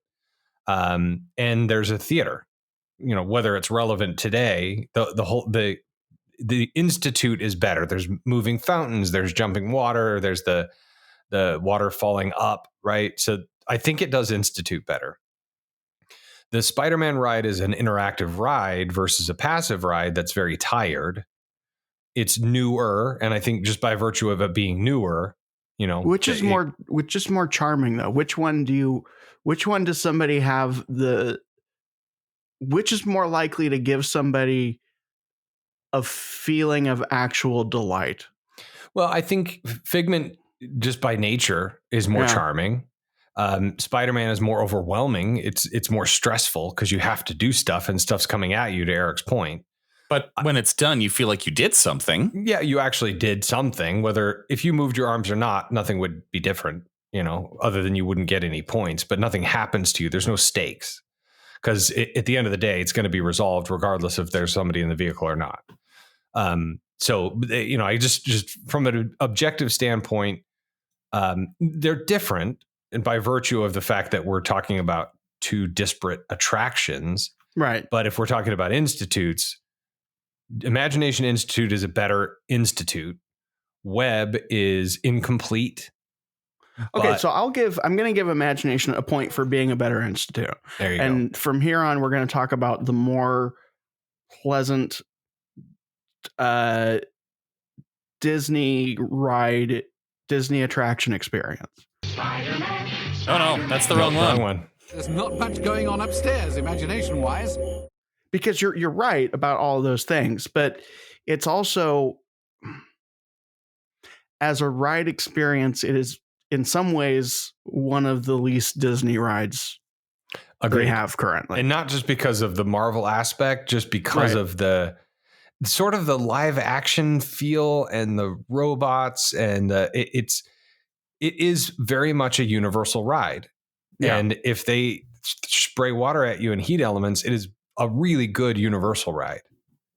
And I think that's exactly the thing, is that like, and I know we've kind of said this before, but like they're, instead of outdoing something that Universal would do and being like, look at this, look, okay, we get what you might do.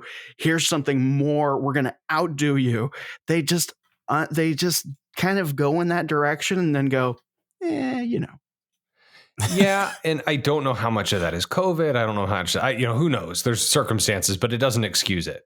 You're right. I mean, at this point, they've had plenty of time to fix it, and I mean, COVID exists and existed, but at some point, we can't keep leaning on that, Right? And Journey is a very sloppy incarnation of a very innovative attraction.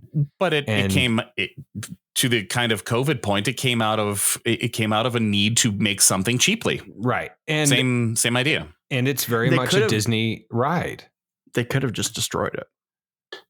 They could have, but they wouldn't because they don't have to.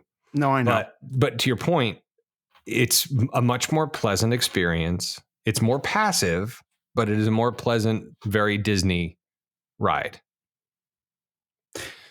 Now, let's go to the side-by-side test. The side-by-side ride. The side-by-side test. You got Journey into Imagination. Let's do Land Impact first. Okay. So we let's don't finish miss up. that. Yeah, go ahead, Eric. Okay. Jimmy's already brought a lot of this up. You're welcome. Yeah. But the glass pyramids of the Imagination Pavilion themselves. Jeremy would have been so mad right now. Oh, man. Good thing he doesn't listen. When are we going to get to the Imagination Pavilion? Well, yeah. So the glass pyramids. No, it's not that. It's because I brought up stuff that he did research on. He did not like that. Oh, that. Oh, yeah. You're going to let us do what you're here to do. that was a very fun moment on the show, though. Was it? For us, not for you. All the listeners loved it. We didn't feel we did. So the glass pyramids, they're iconic. They're a massive part of Epcot that you can see from very many angles around the park. They beckon you to explore the southwest side of Future World, which is now known as World Celebration.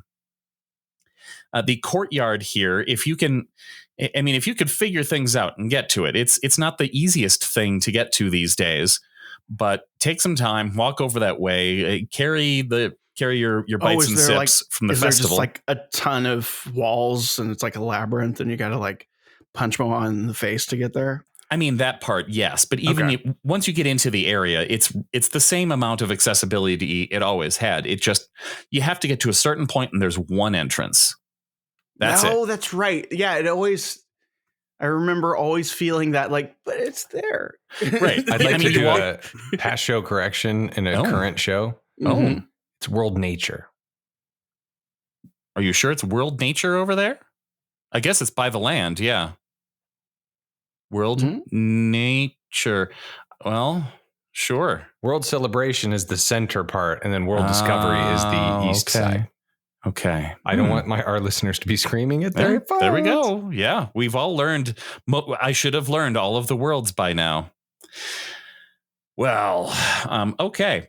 As you approach, you do see things that you want to see. You see the pyramids up above. As you get closer, you see this reverse waterfall, which is a series of fountains that are blasting up at the right angle to make it look like it's a waterfall that's going up, which is fun. And the pool there is very nice and cool looking in the hot Epcot sun where you have no shade.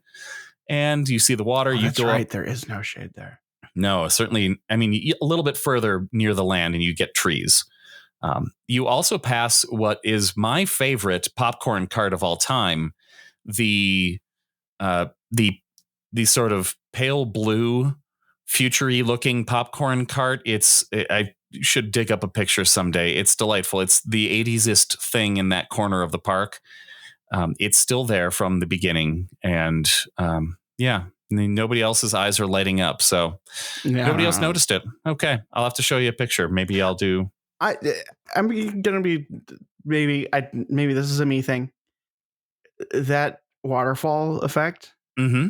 Every time I look at it, I'm almost disappointed or sad that it just looks like a fountain to me. It does. And if all of the jets were positioned and powered identically, maybe it would be a much cooler effect. And maybe in 1982 it was. Maybe I was more impressed when I was a kid. Yeah, I don't know. Because now it's just a bunch of jets independent of each other that are shooting at different angles and different heights and stuff. So it does just feel like a fountain, but the intent. No, yeah, and it's unique. Cute, and maybe it's just the water overshoots on some places and doesn't shoot. Anymore, with World of Color, where you have one jet that's making a wall to project a screen, they could do that. Right. And that would be a much cooler effect. That would look more like a waterfall. Yeah. Falling up, right. Get upstairs, go up that ramp, and you can see a more impressive water show. It's It's the jumping fountains that offer some simple delight. It's these little round pads, and these jets of water are fired at precisely the right velocity, I suppose. I don't know quite how they work, but they form a stream that makes a very nice arc, and it hits the next circle, and they've got it timed out so they can do these shows where it bounces around and it looks like it's this stream of water that's actually bouncing. Going from pad to pad, yeah. Yeah, a very effective, fun thing that you can do with water, and it bounces over your head, and yeah, you can stand around and watch it and watch in delight. Or you can continue onward. Dan's thinking of something, so I'm not sure if I should keep vamping. Are we counting that as part of this, or are we place setting here? We're place setting. Okay. Yes. Yeah. Because it's not, I mean, it's part of the pavilion. It's as you walk up to the main doors of the pavilion. You walk. So now you're here at the large glass pyramid. You've got a little bit of a view down onto the rest of Epcot because you're kind of raised here. And you can walk in. And as I mentioned before, you can head to the right to the theater, which is probably showing what Pixar shorts these days. I think so. I'm guessing. Or you can go left into ImageWorks. Yeah. Left into ImageWorks, or upstairs into the DVC lounge, or you can go into this ride that exists. I think, by the way, I think it says a lot that all three of us were like, maybe it shows nothing at that theater. I have no idea. You can walk in. And if you're looking at the pavilion, the left side is the theater. ImageWorks is to the right of that, and then to the right of that is the ride. Okay, I've just got it backwards in my head then. It could just be a giant wall for all we know. We wouldn't be surprised. Mm-hmm. Well, yeah, I mean, it's another one of those where it's the Imagination Pavilion, it's the Imagination Institute, it's the Imagination Ride. It is the reason for the season again. So it is. Let's just level setting, Eric, really quick. When we're talking about land impact, if we're thinking about Epcot and the way it's divided now, is the land world nature, or is the land the Imagination Institute? You got to pull the new land on me, huh? I think I'm just thinking nature, about it. And the Imagination Institute is part of. That's nature. Kind of my thought. Just this objectively, when we're thinking about the land, because 2 years ago I would have thought the land is a land. The Seas with Nemo and Friends is a land, and Imagination is a land. That is a fair point, because it would be if it's the Imagination Pavilion, everything leading up to it. There's not a ton, but it does spark your imagination. You want to know more about what's in this building. What's the weird stuff going on outside? What's happening in the building? It's got to be great. Now, if it is indeed world nature, that does not really fit. This just came to me. But imagination is natural. It is natural, I suppose. Yeah, and so the impact of the land is the point, right? Yeah. And this again, not me trying to win an argument. I'm just thinking out loud, just to be objective.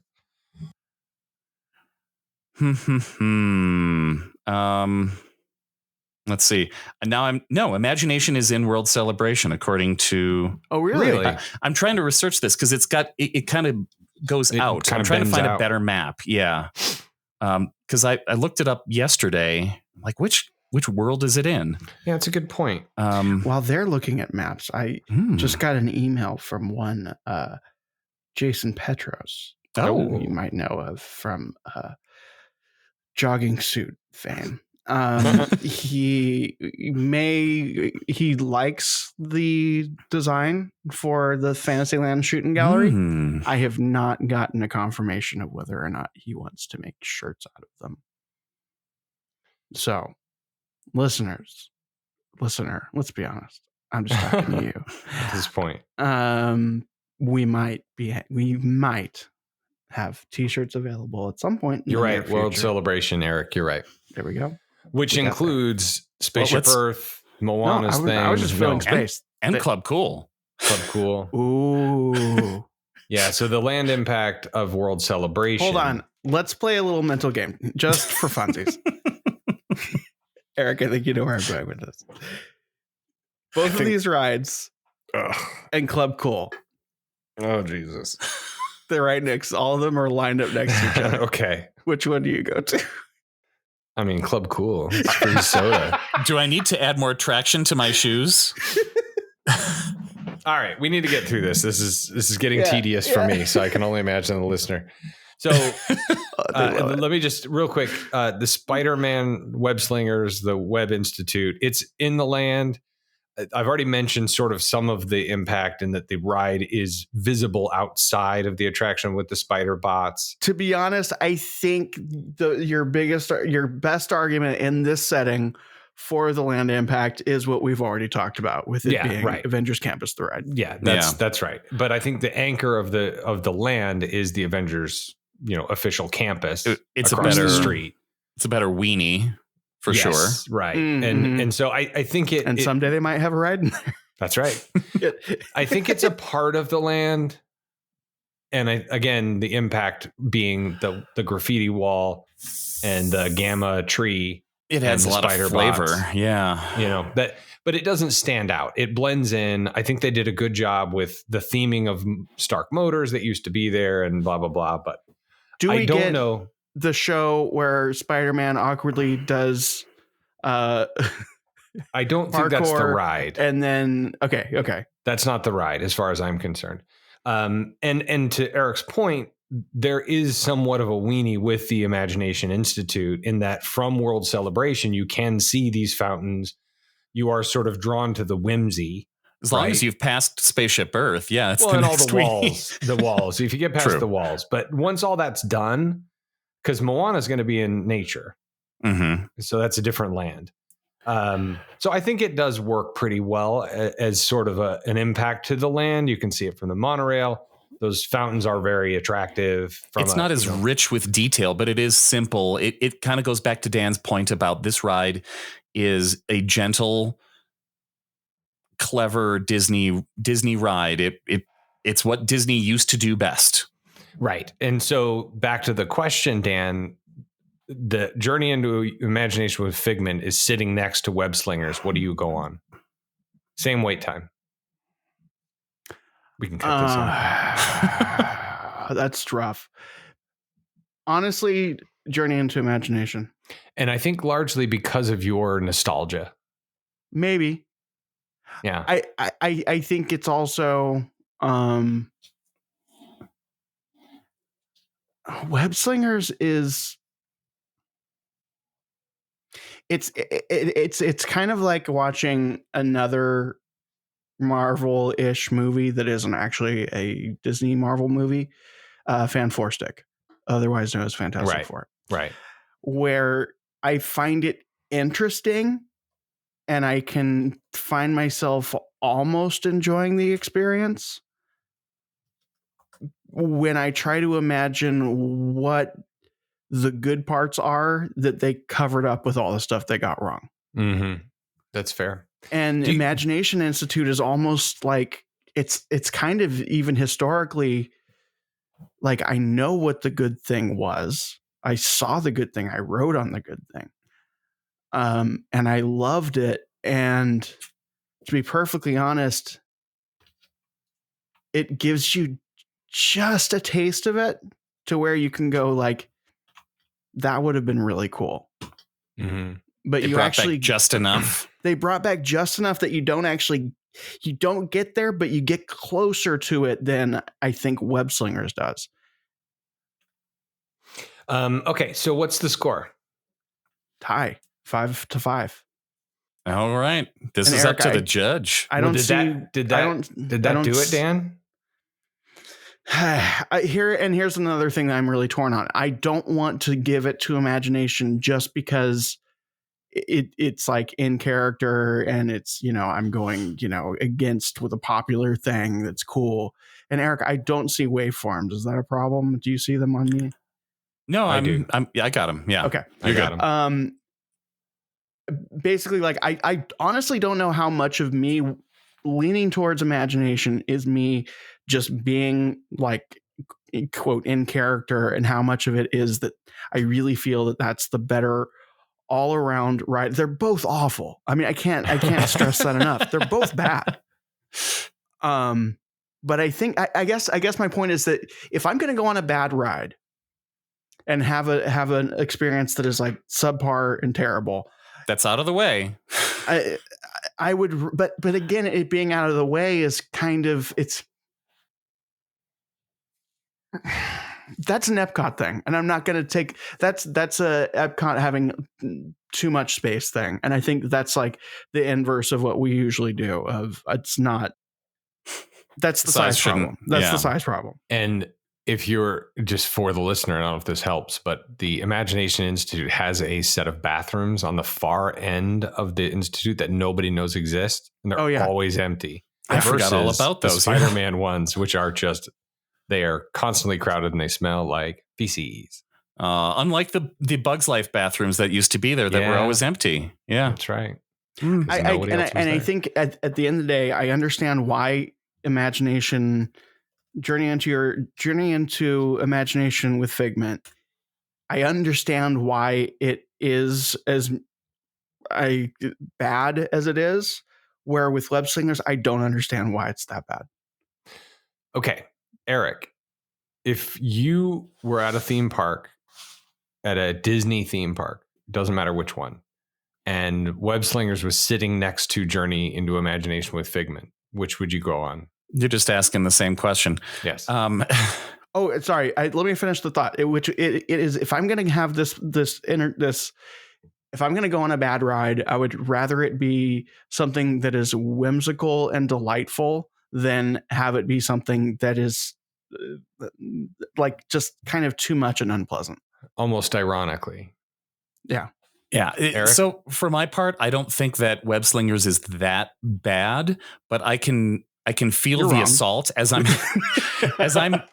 as I'm imagining it. I did go on it twice in one day where I'm like, okay, well, I had the lightning and let's try the single rider just to see how it goes. And I went a second time.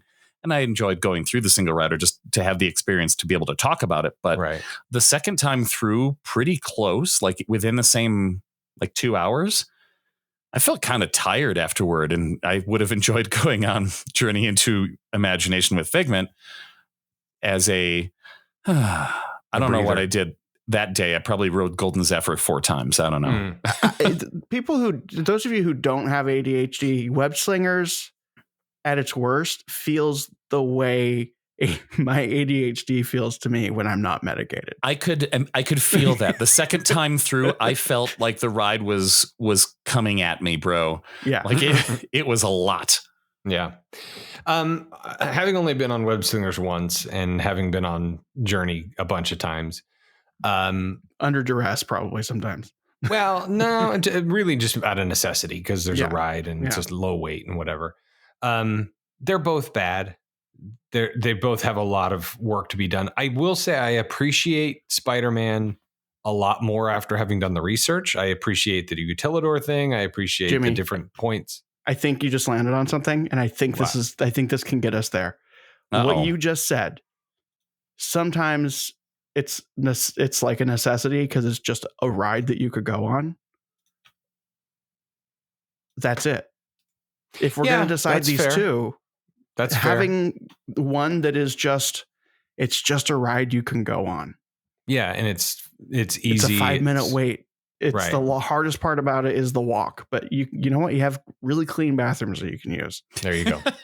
Yeah, I think that does it, Dan. And as always, I had no preconceived notions going into this, but I didn't either. I do have more appreciation for Web Slingers than I did before. I do too, but they're both bad. Yeah, and I have the same for doing the research. I have a little bit more respect for what they got back with Figment. So at the end of the day, we already said it, but the Imagination Institute is a better institute. Maybe it's not a better ride, but it's a more pleasant experience for you and your family. It's a lot less intrusive. It's not as interactive, but there's more to do after the ride. The exit is actually an interactive experience. You can spend time with innovative technologies and that sort of thing. So there's just more whimsy and family fun. So I think, we've decided that the Imagination Institute and Journey into Imagination with Figment is the supreme institute. There's not much going on Eric looks upstairs, surprised. imagination-wise. I kind of figured Dan would push it well, you did a good job of not pushing it this way because I know your preference, Dan. Yeah. I think I honestly, I don't, I mean, the fact that it's not a blowout is a little bit of a surprise. No, I like where we got the points. I like that we ended on a tie and had to debate. Yeah. And I think, and I didn't want to get into this, but I think one of the things that started really pushing me there was, the first part of the ride is awful, but the second half is really, truly delightful. Right. And I think if you look at what each park needs, and I know I didn't go there purposely because of how this format is, but since we're already there, Epcot needs Journey into Imagination with Figment. Mm-hmm. It needs a ride in the place of California Adventure needs a ride in the place of Web Slingers, but it doesn't need Web Slingers necessarily. Yeah, that's fair. I don't think it fits with the land. Beautiful. Yep, Dan. I agree. All right. Well, in the interest of time and our listeners' mentality, we're going to move on to let's play all of the Ashers. Start with part two. The two train thing. They have trains, right? Trains at DCA? The DCA train. That's right. My favorite part of Figment is the dragon part. Thank you, Asher. That's a good point. It's a good point. Okay. All right, well, ladies and gentlemen, thanks for sticking with us. These are two kind of crappy attractions. We hope we didn't offend you. Maybe you love Spider-Man. I don't know. But that's the history and detail of the Imagination Institute and the Worldwide Engineering Brigade. We have other shows on the network, including Puny Pod. Speaking of Marvel, is a Marvel Cinematic Universe podcast. We have Ears Up In Depth. That's two shows that I combined into one. We have the Scraping the Vault, where we just released recently our December release in January, which was arguably one of the best films we've ever reviewed. Most Break enjoyable. Into Electric Boogaloo, which is not just a fun name. It means something, and listen to find out why. Ooh. And then later in the month, we will be reviewing Audrey's Dealer's Choice, which will be either Xanadu or Showgirls. Oh, man. Or what I'm pushing for, Two of a Kind, starring John Travolta and Olivia Newton-John. I don't know why you're pushing for that one. Here's why. I'm going to tell you the synopsis. God is mad at Earth and wants to destroy Earth. But these four angels are like, no, God, they're good people. And he's like, no, people suck. And they're like, well, we're going to prove it to you. So they find a hard on his luck inventor and a bank teller. And hard on his luck inventor goes and robs the bank. The inventor is John Travolta. The teller is Olivia Newton-John. And they're not very good. And they figure out a way to rob the bank. But they redeem themselves and God saves humanity because of these two people. It's delightful. Yeah. If I were to tell that plot to Dan outside of the podcast discussion, he would want it bad. Oh, outside of the podcast discussion, absolutely. You would want it bad. Anyway, those shows and then this show, of course. Thank you for the rating and reviewing. Please do more of it. And also Concierge, 856 Our Ears. You've heard me say all the things. It's great. Please use it. Even if you're an expert at planning these things, it helps us. And it helps you because you don't have to do anything and it doesn't cost you anything extra. Contact us. I'm Jimmy at earsup-podcast.com, Dan at earsup-podcast.com, E. Johnson at concierge.com. Rate and review. And thank you, Dan. Thank you, Eric. You did a wonderful job. Until next time, be good to each other. And we'll see you real soon. I don't know. I got to figure out an exit. See you real soon. Fresh baked. Fresh baked indeed.